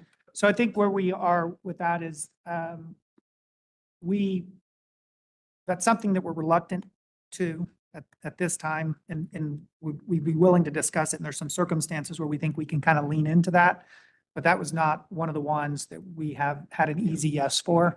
And so it's not a hard no, but it's something that we would Give us want a to, proposal. yeah. give us- Okay, absolutely. But that's the general intent was it takes about 2 years to get proficient in that particular position. And just to allow the chief to be able to use somebody with proficiency for an additional year. Yep. And so now we're going to 16 Yeah, 15. or 15. All right, so for 15, Go ahead and state what it is. Article 15 is the overtime policy. As our footnote outlines, the Section 1 recommendation, the strike through, we're in agreement with. We do have, I would say, issues and questions on this eliminating the Kelly preference slotting within the at-a-time sign-up. When this was first proposed, my recollection is that the desire was to enable the chief to select individuals with the least amount of fatigue or some consideration of that. Could you just briefly help us understand what the intent is from eliminating the Kelly shift at-a-time preference? There's a couple things involved in that. First, as we understood visiting, I think collectively agreed to the logic of during the reopener is that the Kelly Day preference was put in place at a time where our overtime selection was based on the cheapest hourly rate, which meant people with tenure or rank were likely to not get selected for overtime. And so to create some equity and dispersion of that was the reason, one of the reasons at least, that was implemented. With the change to UKG for timekeeping, UKG is set up for whoever's worked the least number of hours. It has nothing to do with rank or hourly rate. That creates some equity in of itself. Yep. And so with that creation, it seemed like the Kelly Day preference didn't make sense any longer to be maintained in the agreement, since the UKG was a different model that seemed to resolve the same logic as to why that existed to begin with. Okay, so I think this would be one that we would want to have maybe a little bit of discussion back and forth, not extensively right now. We're aware that there are times where tech staffing needs of the fire chief is somewhat in conflict with this Kelly preference and has created some grievances. And so there may be language that you could offer that we could discuss that would eliminate that. But the Kelly preference was originally in part an equitability, but it still is a high priority and value to the AFA, I would say for two reasons. One, because it ensures the greatest amount of crew continuity, right? When an individual is working within their own seat on their own unit, and there's a safety element that comes with that. But secondly, is there's an element of predictability. And so when we look at our at-a-time selection criteria, and now I can't remember off the top of my head, but there's like 7 subsets, right, that the chief has designated in the ranking of those. And the Kelly preference increases the predictability of likely working. And there's a tremendous value to the member for that. Now, where I think we could meet you in the goal of the least number of hours worked is that the Kelly preference has historically been tied to at-a-time years to date, and all other hours and op staffing hours is tied to AT 365. So I know within the system, but also within the methodology, they're incongruent. And so we may have at a rolling 365. And so what, when we dive into this a little deeper, where we think we might be able to come together on it is that, that the Kelly preference would be at a time 365, which would be consistent with all those others. It would still be slotted first within the subsets, and the chief has the authority over the slotting of all other subsets. And then some of this language needs to be updated because the personnel shortage is a reference to old BCT. And so there's some language cleanup that should occur there. So I think our short feedback is that it's still important to the AFA that we maintain the Kelly preference. We think we can move it more in alignment with the other methodologies, but the crew continuity and the predictability are two things that have it kind of important to us. Sorry. So if on someone's Kelly Day, I'm just trying to make sure I understand. If on someone's Kelly Day, they applied to work overtime and this preference in the CBA did not exist and they got it, they would still be at their normal station. So the continuity thing would still exist. What I think I'm Yeah. hearing for you though, is there's an issue related, at least in part, to the other overtime that folks work throughout the department, maybe helping at training or other things, and that exacerbates this a little bit. and that there might be, am I tracking you? No, missing- what I was referring to is there are rare cases in which we need to select someone for tech staffing that would be out of order. Mhm. And if on those rare days we weren't paying all of the Kellys, then it's created this dynamic where is there a grievance because we didn't pay everybody on their Kelly and they had a CBA property right to it. And so we bumped into that a few times. Correct. And we want to help solve that for the chief. And we think that that can be solved by just stipulating the chief has the authority to facilitate all tech staffing in advance of the regular op staffing or the subsequent op staffing. So Okay, originally thought that that was the problem that was trying to be solved and was surprised that Mhm. that hadn't come up.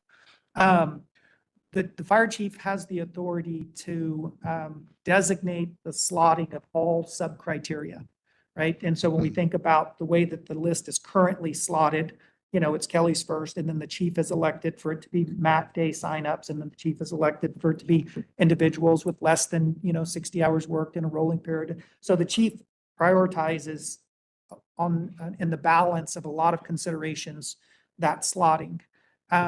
And then within those subcategories, it's by at a time 365.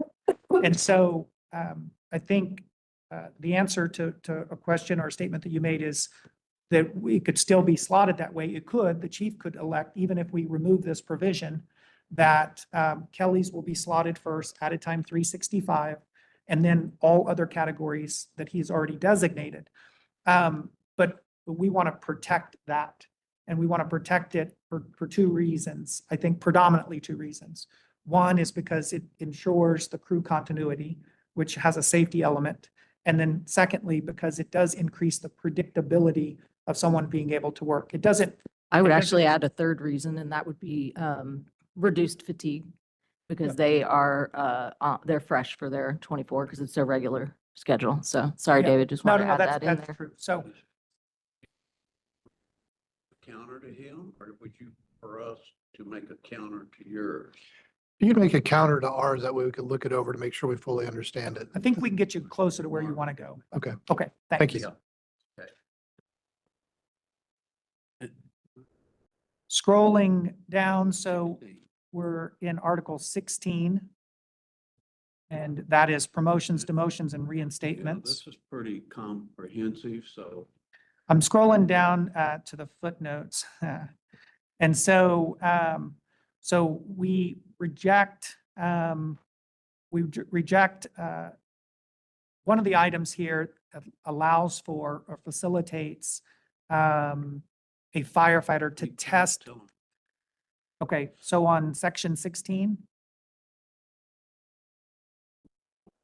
Yeah, but the footnote is down several pages. Well, yeah, Okay, it's on.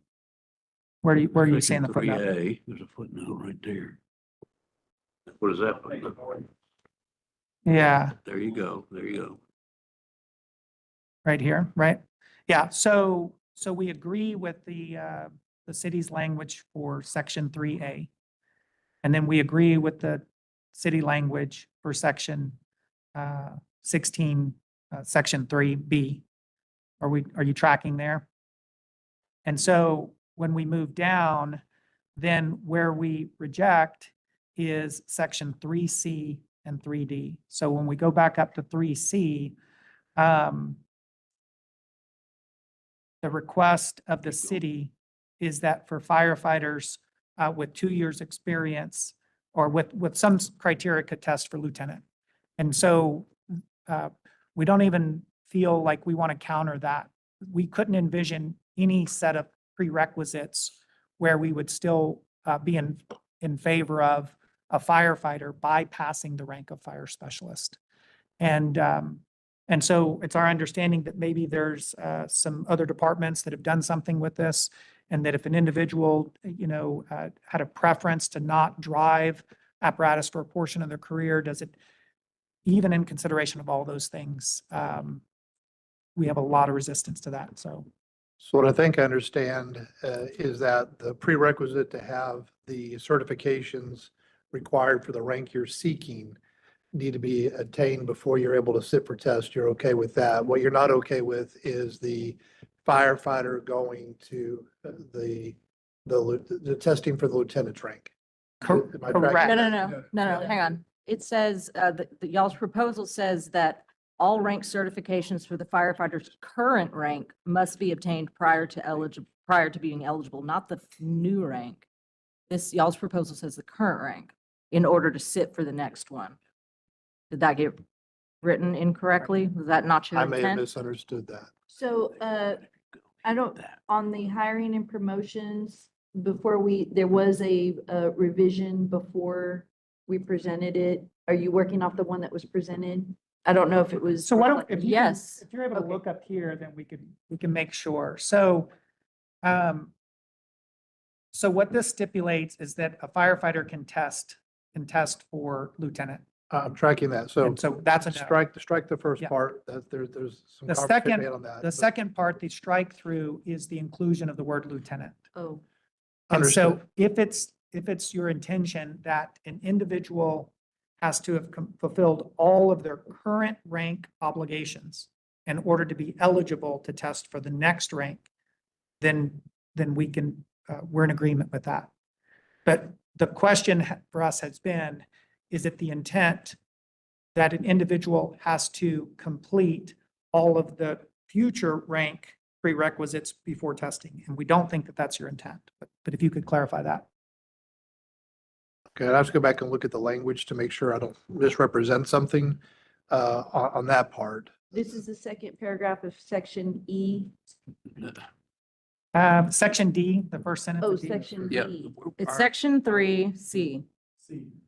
Our objection is in C. Then Section we'll go to D. C, right. Scroll up. Yeah, no, that's it right there. No, right there, right there. Well, it's hard when we're trying to see it. Yeah. 39. Well, their pages are won't different. match, but We need to see the bottom of the page 39. yeah, so you're in C. It's the language about the testing. And it says specifically firefighters who have 5 years of post-probation experience and these things can sit for lieutenant's exam. That's what we're rejecting. Section C, Yeah. right. Yes, I got you. Yeah. Correct. Yeah, that, Yes.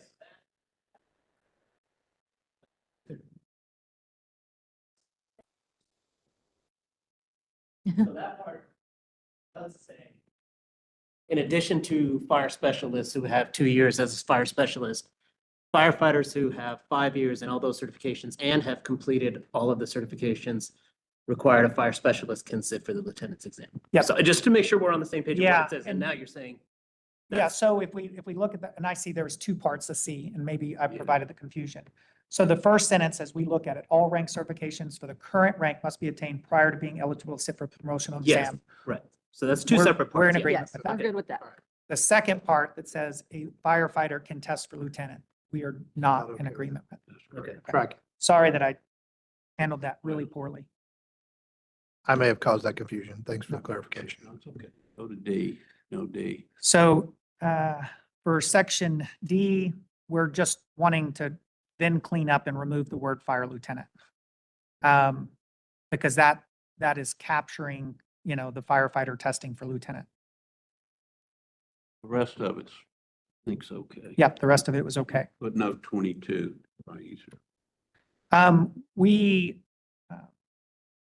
We can support education points, not right now, but we would have some comment on the points and whether it should be a fractional point and whether or not 60 college credits is a good barometer or just an associate's degree. So we're in agreement in principle that there's a value in weighting education and the incentive that comes with that. We would maybe just want to have an independent conversation on precisely what that would look like. For That sure. helps.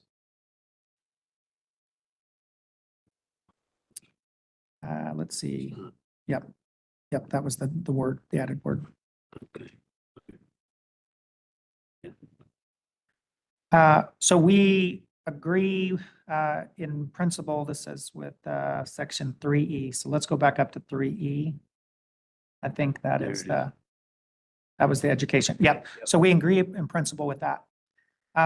We agree with the strikeout of F and all subsequent language that outlines unscheduled tests and the test scheduling sequence. I think we've had the same observation that you've had, that it was the best of intentions that has not resulted in what we desired. It's created a lot of challenges and complications, and we support removing all of the. We appreciate that. It's been quite a challenge to try to make those happen. So thank you. As we scroll through it, just the verbiage update, we're in support of. If this is language that you think is more consistent with the future direction, then we agree to that.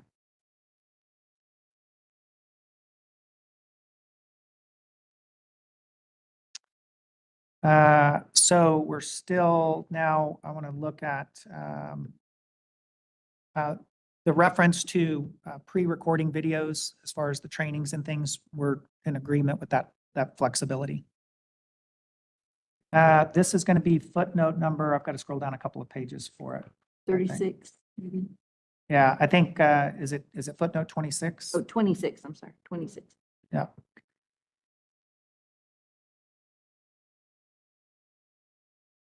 And so I think that footnote is just signing off on all of those items. There's a range of those items.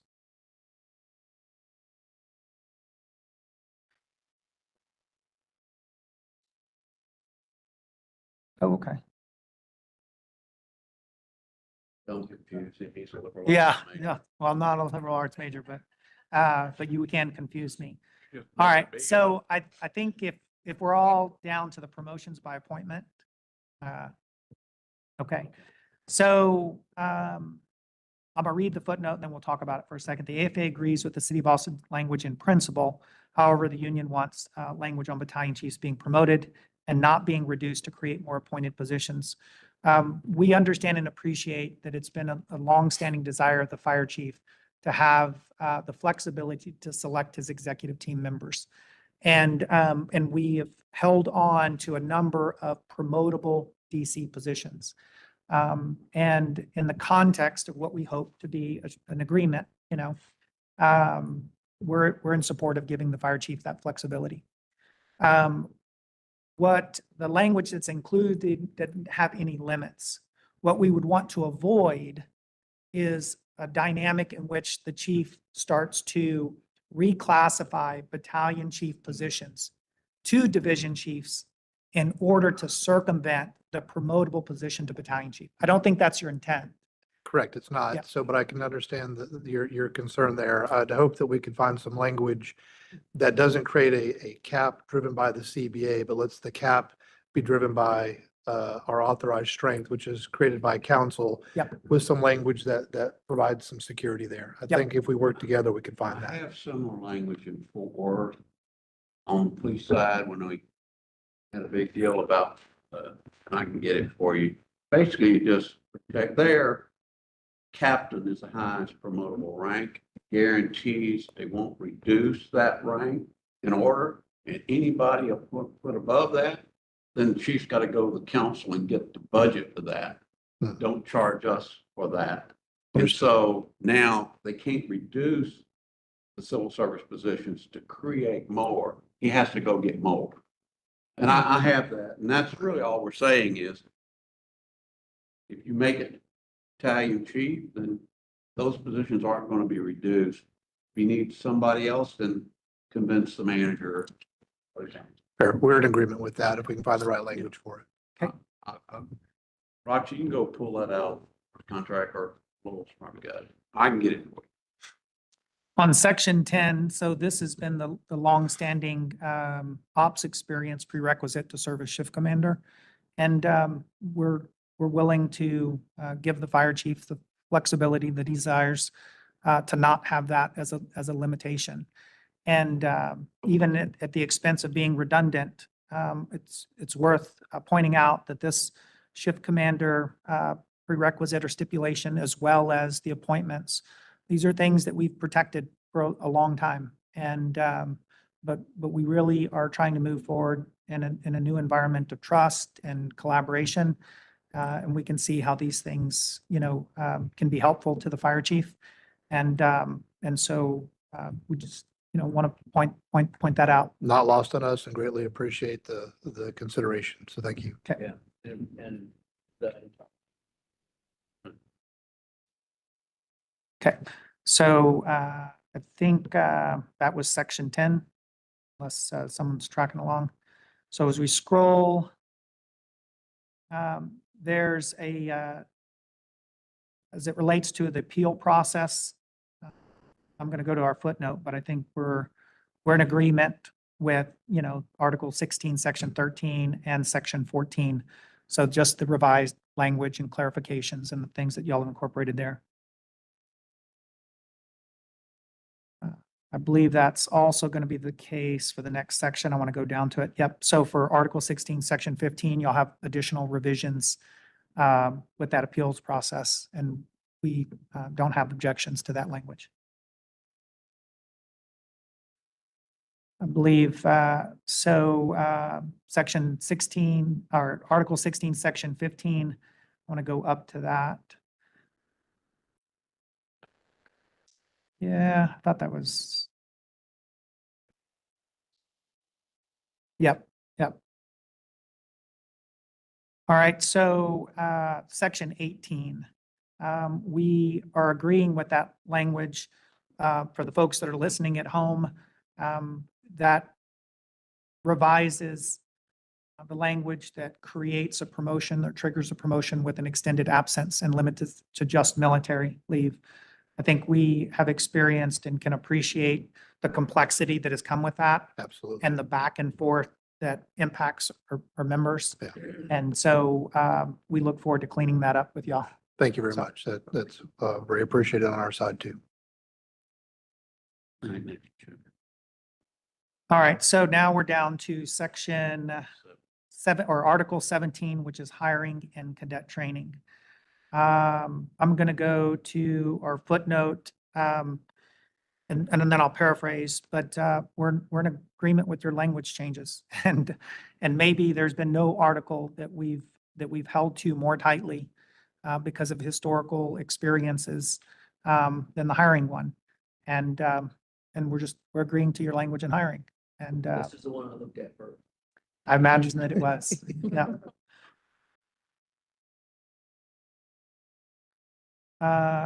As we go down, I want to make sure there's some other sections. I'm going to scroll down to our footnotes and then come back up. But even as we scroll through, Section 17, Part A, again, all of that are the outline for the requirements for the hiring, but we're accepting the strike-throughs. And again, if we're striking that, we're striking the contract grievance procedures tied to hiring and all those things, we're.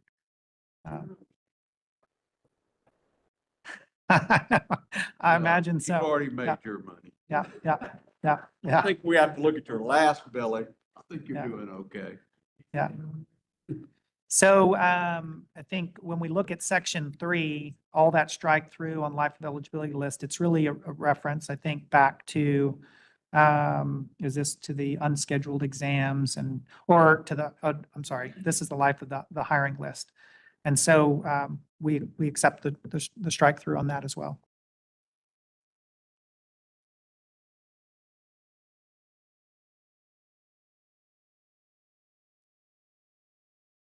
Now, when we get down to Part B, cadet training, I'm going to go to our footnotes. So there's, yep.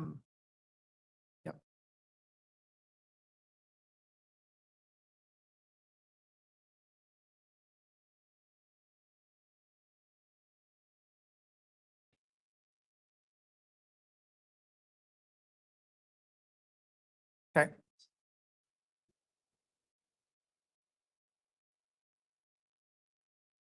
Okay. No, Yeah. Thanks for putting that out there Yeah. and for sure. and you'll give us something on that. Okay. So we've looked at recruiting, then hiring, then training, right? And we're comfortable moving forward in an environment of trust with the chief to give him the authority to define that process and whatever that looks like. When it comes to the training aspect of it, and the cadet manual is somewhat of a an outline of expectations, right? What is the city's objective with removing the cadet manual kind of guidelines as it's currently in the CBA? So there's no hidden agenda on this. The cadets themselves aren't civil service employees. There's no desire to change the manual, but just to streamline the process by leaving that in the chief's hands to manage in an appropriate fashion. Okay, so I think where maybe I'll leave it for right now is that we're not currently comfortable with relinquishing both the hiring and the training, the cadet manual part. When we continue to move forward and look at the contract as a whole, this isn't necessarily an all stop, but where we currently are doesn't give us the flexibility to also offer this up at this point. Forgive me, I might be miscombobulating a couple different things. I thought there was some language in here that spoke to an annual review of, I thought it was the cadet manual. Maybe I'm conflating that with something else that was still maintained with collaboration. Well, we'll look down, it might be the COC stuff. So what I'm looking at here is just Part B, section, this section that all the strike through on the cadet manual stuff. And so the footnote says we have concerns with that. And the overall concern is that we want to continue to have a relationship of influence and oversight, if you would, on that process. Understood. I think there's room for conversation Okay. there.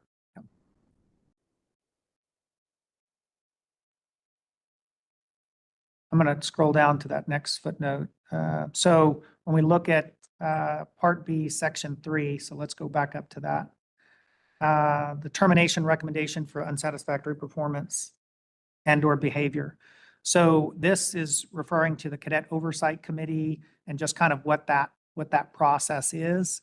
And so it's really still the same thing as we move into more flexibility with the chief and hiring.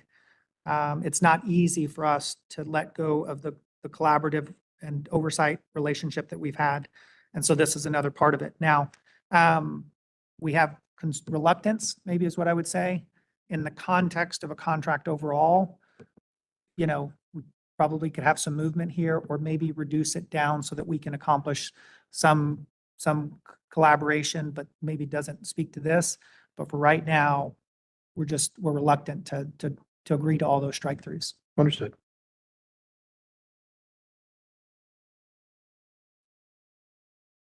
I'm gonna go down to this footnote. I think that, so as it relates to Part C, which is scrolling back up, the challenges to the hiring process and training process, we agree to all the strike through on that. I think that kind of cleans it up. So Article 18, investigation and disciplinary actions. Let's see, I don't recall. I think there was one revision. We'll scroll down to it.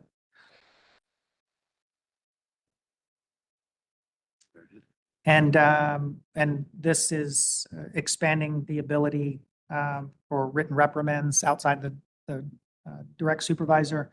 And we're in agreement with your language recommendation on that. Thank you. So Article 19, we'll take them one by one, the use of civilian employees. For Section 2 on fire provision, we're not comfortable with expanding that language there. And I'm going to run through all of them, and if you want to come back and maybe make a case, then surely give the space for that. For fire communications technology, we're not comfortable with the language change with that, and we have reasons for that. We are comfortable with expanding the language within Section 5, the recruiting section, and what you might be trying to accomplish with that. We're also comfortable with the language in Section 6 and the additional civilian hiring flexibilities there.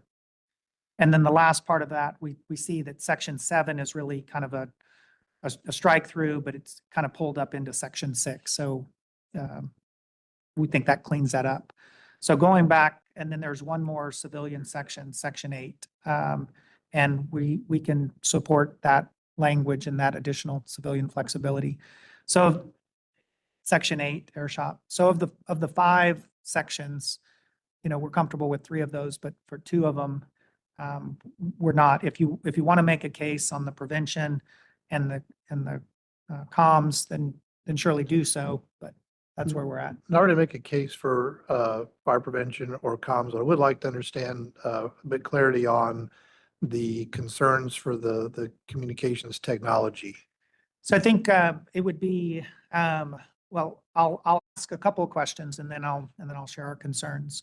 Was this request for the utilization of a civilian expert born out of request or recommendations from the current leadership within COM? I'd have to go back and check to see where that Yeah. originated from. So I think the answer is no. And then I would follow up to say, does the current, because we have excellent competence and commitment within our communications. And so the second question would be, has this recommendation for transitioning to this civilian role been presented and feedback sought? And the answer to that, I think, is also no. And so we have concerns for 2 reasons. One, it's not born out of the individuals with the expertise that are currently working in it. Their opinion wasn't even sought on it, so we would kind of reject it on that space. But independent of that, we find tremendous value in having our communication staff made up of individuals who, to varying degrees, have served in a range of operational roles. We feel that it helps them in their ability to facilitate, incidents and the feedback and the response. And so, short of a desire or a need being born out of the experts that are working there and solving that problem, that's why we like the institutional knowledge that comes with firefighters in those roles. And there hasn't been a problem identified or feedback sought from individuals that are working within that section. So, All right, thanks for the clarification. we good with scrolling down to, I think, section 20. I don't know if there was anything in section 20. Let's see. Oh, So the election of remedies, I think you want to speak to that. I think y'all were going to remove that or no, or what, where are we at? I think that we were going to work on some revised language to address the issue in that there can't be 2 processes going at the same time. It's either one or the other. I think my position was that's not correct. You don't have an election remedies now. So if you have a contract violation, you have to go to arbitration. Right. Period. So there's no election remedy. I And don't even so, think we're saying but different why do things. you need more language on it? We'll talk about that. 'Cause I'd ask you. That's to what I draw- remember before. You weren't saying that you had, No, you were saying you only have the right to do arbitration. if it's a contract violation, correct. In the city, if you tried, and we've had cases like that around the state where people try to go around the contract, they can't. So I'd prefer you put nothing on there and then we just say it by intent, but if you feel the need, of course, we welcome your knowledge. All right. All right, we're scrolling down. That's 21, 22. Three. So fire cadets. Yeah. Let me look at our footnote. So this says that we agree with your language except section 5A. So let's look at, Go down to 5A. go down to 5A. 5A is the association access to cadets. We don't want to strike that. The above part, we're okay with the city's striking, but we want to have a right to attend the academy and speak to the cadets. We got no issues. I actually, this may be a previous version. I removed that from there so that we don't have just one piece in an entire article. Oh, And I moved got it you. up to hiring. That'd be fine. Okay. So the 4 hours is still preserved. Yeah. Yep. Perfect. Thank you for Okay. Anyone can talk to them except you, Ron. that. My talking days are over. Let's see, that, that Keep may have brought going, us. some- 30. let's see. I may have to do this. Let me go to 30. All right. Let's see. All right. Yeah, the termination. Yeah, I don't want to mess it up there, but I'm too old to see it. Well, all right. First, if I read this, we're in Article 30, termination agreement, Section 1, term of agreement. What the city's written, I don't know what your intent is, then this contract would not be effective to the date the council ratifies it. But the council doesn't ratify, nor do the members, an arbitration award. So I don't see the point in changing the language. You can have or, because if the start of agreement is officially when the council ratifies. But if we get an agreement per arbitration, that's the effective date of the agreement. Because otherwise, the council would just say, well, I'm not ratifying it. Yeah, but we got an arbitration award. Well, we're not ratifying. They don't have to ratify it. Neither do the members. Because we all chose to let a third party make that decision for us. So if you want to say its effective date is ratification by the council or an arbitration award, whichever occurs, I'm okay with that because I think that's really where we're at. I think that was the intention of the term of the agreement was written as if we, as if we had come to a resolved agreement without arbitration, but we're both saying the same thing. Yeah. It would be effective either by the ratification or the issuance of an arbitration award. So we'll revisit that. I'll await your revision. On the Section 2, continuation during negotiations and/or dispute resolution, I don't like it. I don't see the need to change what was already in the contract or by statute. I understand the city is wanting this period change from where the law's at to an agreement. There's nothing wrong with that. I'm not saying it's evil. I'm just saying, I don't see the point. We can extend, since they have arbitration now, we were on the other side on the police where there's no binding arbitration. We just keep on going because there's no resolution. But in the system we're in here with the fire, it has a definitive timeline and a statutory extension. Doesn't apply on the police side because they're not going to arbitration. So I don't want to change it myself to some new system because we have 60 days by law to get a deal, or we can extend in 15-day increments. That's the law. I don't see having a new system in place. So I would ask that you just withdraw your language and leave it as it is. But go ahead. We'll look at it. I think this was just the intent of being able to extend the actual contract, not necessarily the negotiations, Well, right? the contract is extended till the end of arbitration. It says shall be extended for a period of 90 days from expiration of agreement or until resolution of such mediation or interest arbitration. So the contract expires, but it stays in effect until there's an arbitration award. You settle, or you reach mediation settlement, or you reach arbitration settlement. That's the current, if I'm reading it correct, that's the current. So, right, I think the furthest that this agreement can be evergreened, once we either go to a mediation or an impasse is 90 days. But what this is doing, it says 90 days from the expiration of this agreement or until final resolution of a mediation, whichever occurs first. Okay. I'm not understanding the question. If you're saying that we could have, the current contract says you got 90 days.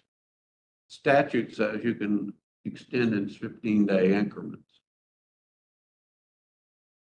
So. Right, and that, this is not intended to change the statute on the extension of the 15 of the actual negotiations.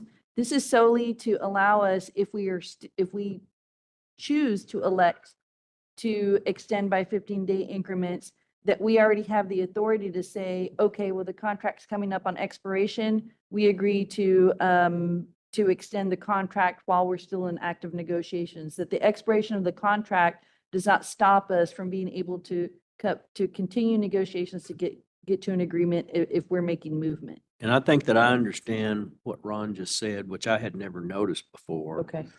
The reason we were doing what we were doing is that we read that last sentence to say extended for 90 days or resolution after mediation or interest arbitration, whichever is first. So that if the 90 days runs, then the deal's over, which is not what you're saying. You're saying that our contract extends until either mediation or arbitration results in a replacement If we contract. don't go to arbitration or mediation. Then it say- expires, right, then the contract will run out, right. But, which is true on the police. but side. your expectation and ours, I believe, is that if we're in mediation or arbitration, the contract continues until we have a new deal. That's correct. Okay, so we'll talk Okay, about Yeah, let's just- talk about it. I was reading it where 90 days was the furthest it would go, but Right, yeah. we're going to talk about it on our side. I don't even think we disagree on No. this. Okay, right. Let's just be, you don't want to be clear about it, but I would, and I'll just, it's my, unless I'm seeing something in here and I'm not looking over at the arbitration statute, that the parties can agree anytime to a deal. Even, because would be the point of mediation, of course, you said, last time you went to arbitration, but you agreed, let's add another year. So any point, once we go into impasse, nothing prevents the parties from trying to reach a deal through mediation or arbitration. And if we do it public, well, mediation's not open to the public, but arbitration, I don't know if it is or not. I don't know what the statute says. So anyway, you understand, the deal is to get a deal. We at the table. If we can't get the table, then we try to get mediation. We can't get there. We'll That's have to right. get an arbitration. Okay. All right. Take a look. All right. Two things on funding obligation. I get it. But it's not our intent to limit the funding and take out billions of dollars in reserves or fund balances. If you can't, if you all, I mean, you generically, the city dips into reserves, they dip into balances, they move stuff around depending on what their desires are. I don't want to limit this discussion. Well, we want to cut the fire contract, but we got $1 billion, but we don't want to spend it for that. It's there. Okay, so the current language in the contract is clear. It's a formal obligation of the city under this agreement. I don't see the point of restricting what monies the city could use to reach a deal. Secondly, I've already expressed this at the prior meeting.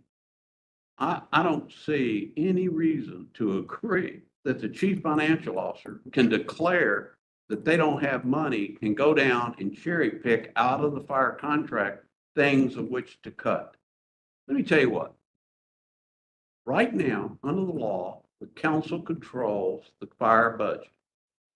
If they can't make their bills, they're welcome to reduce the size of the fire department. They have the power to lay people off, and they have to answer to the public. I don't want to agree some political appointee for some undefined reason can say, well, now I'm going to come down here and a deal we made with you for 4 years, I'm just going to take $1 million here and $1 million out of somebody's pocket. Cut the budget. You know what I'm saying? That's the harsh reality you have today. It's nothing in our contract. That's just the way the world is. But they can't hide behind making tough choices. So we'll go down and just take a couple million out of the firefighter's pocket. But we don't know what that is. We have no way of it. So leave it alone. Do whatever the law allows you to do. The Constitution already controls. The city wants to declare bankruptcy. They're welcome to it. I think the state legislature might be upset, but I don't see any reason to agree anything other than we've already agreed to, which is city has to follow the Constitution. If the city feels that they're out of money, It'd be any contract they have, contract to build a building, contract for anywhere else. If they feel they have to break those contracts, then do it by law. But I don't see a reason for us to agree to let you off the hook and take it out of a working person's pocket. We're not gonna agree to that. Not anything else? I've got a list of TAs if you just wanna go ahead and sign off today. We appreciate that you All right. have a list of TAs. So I guess we're gonna break for lunch and we will, you want to set a reconvene time now or just, I'll send you a text Just when send me a we think text. it's time to go. That'll be fine. Mighty good. I brought the mattresses and we're in. All right. We've got food being delivered at 1, 5, and 11 PM. So We're all in. we're all in. I got up at 4 this morning, to get those kids off my yard. I'm ready to go.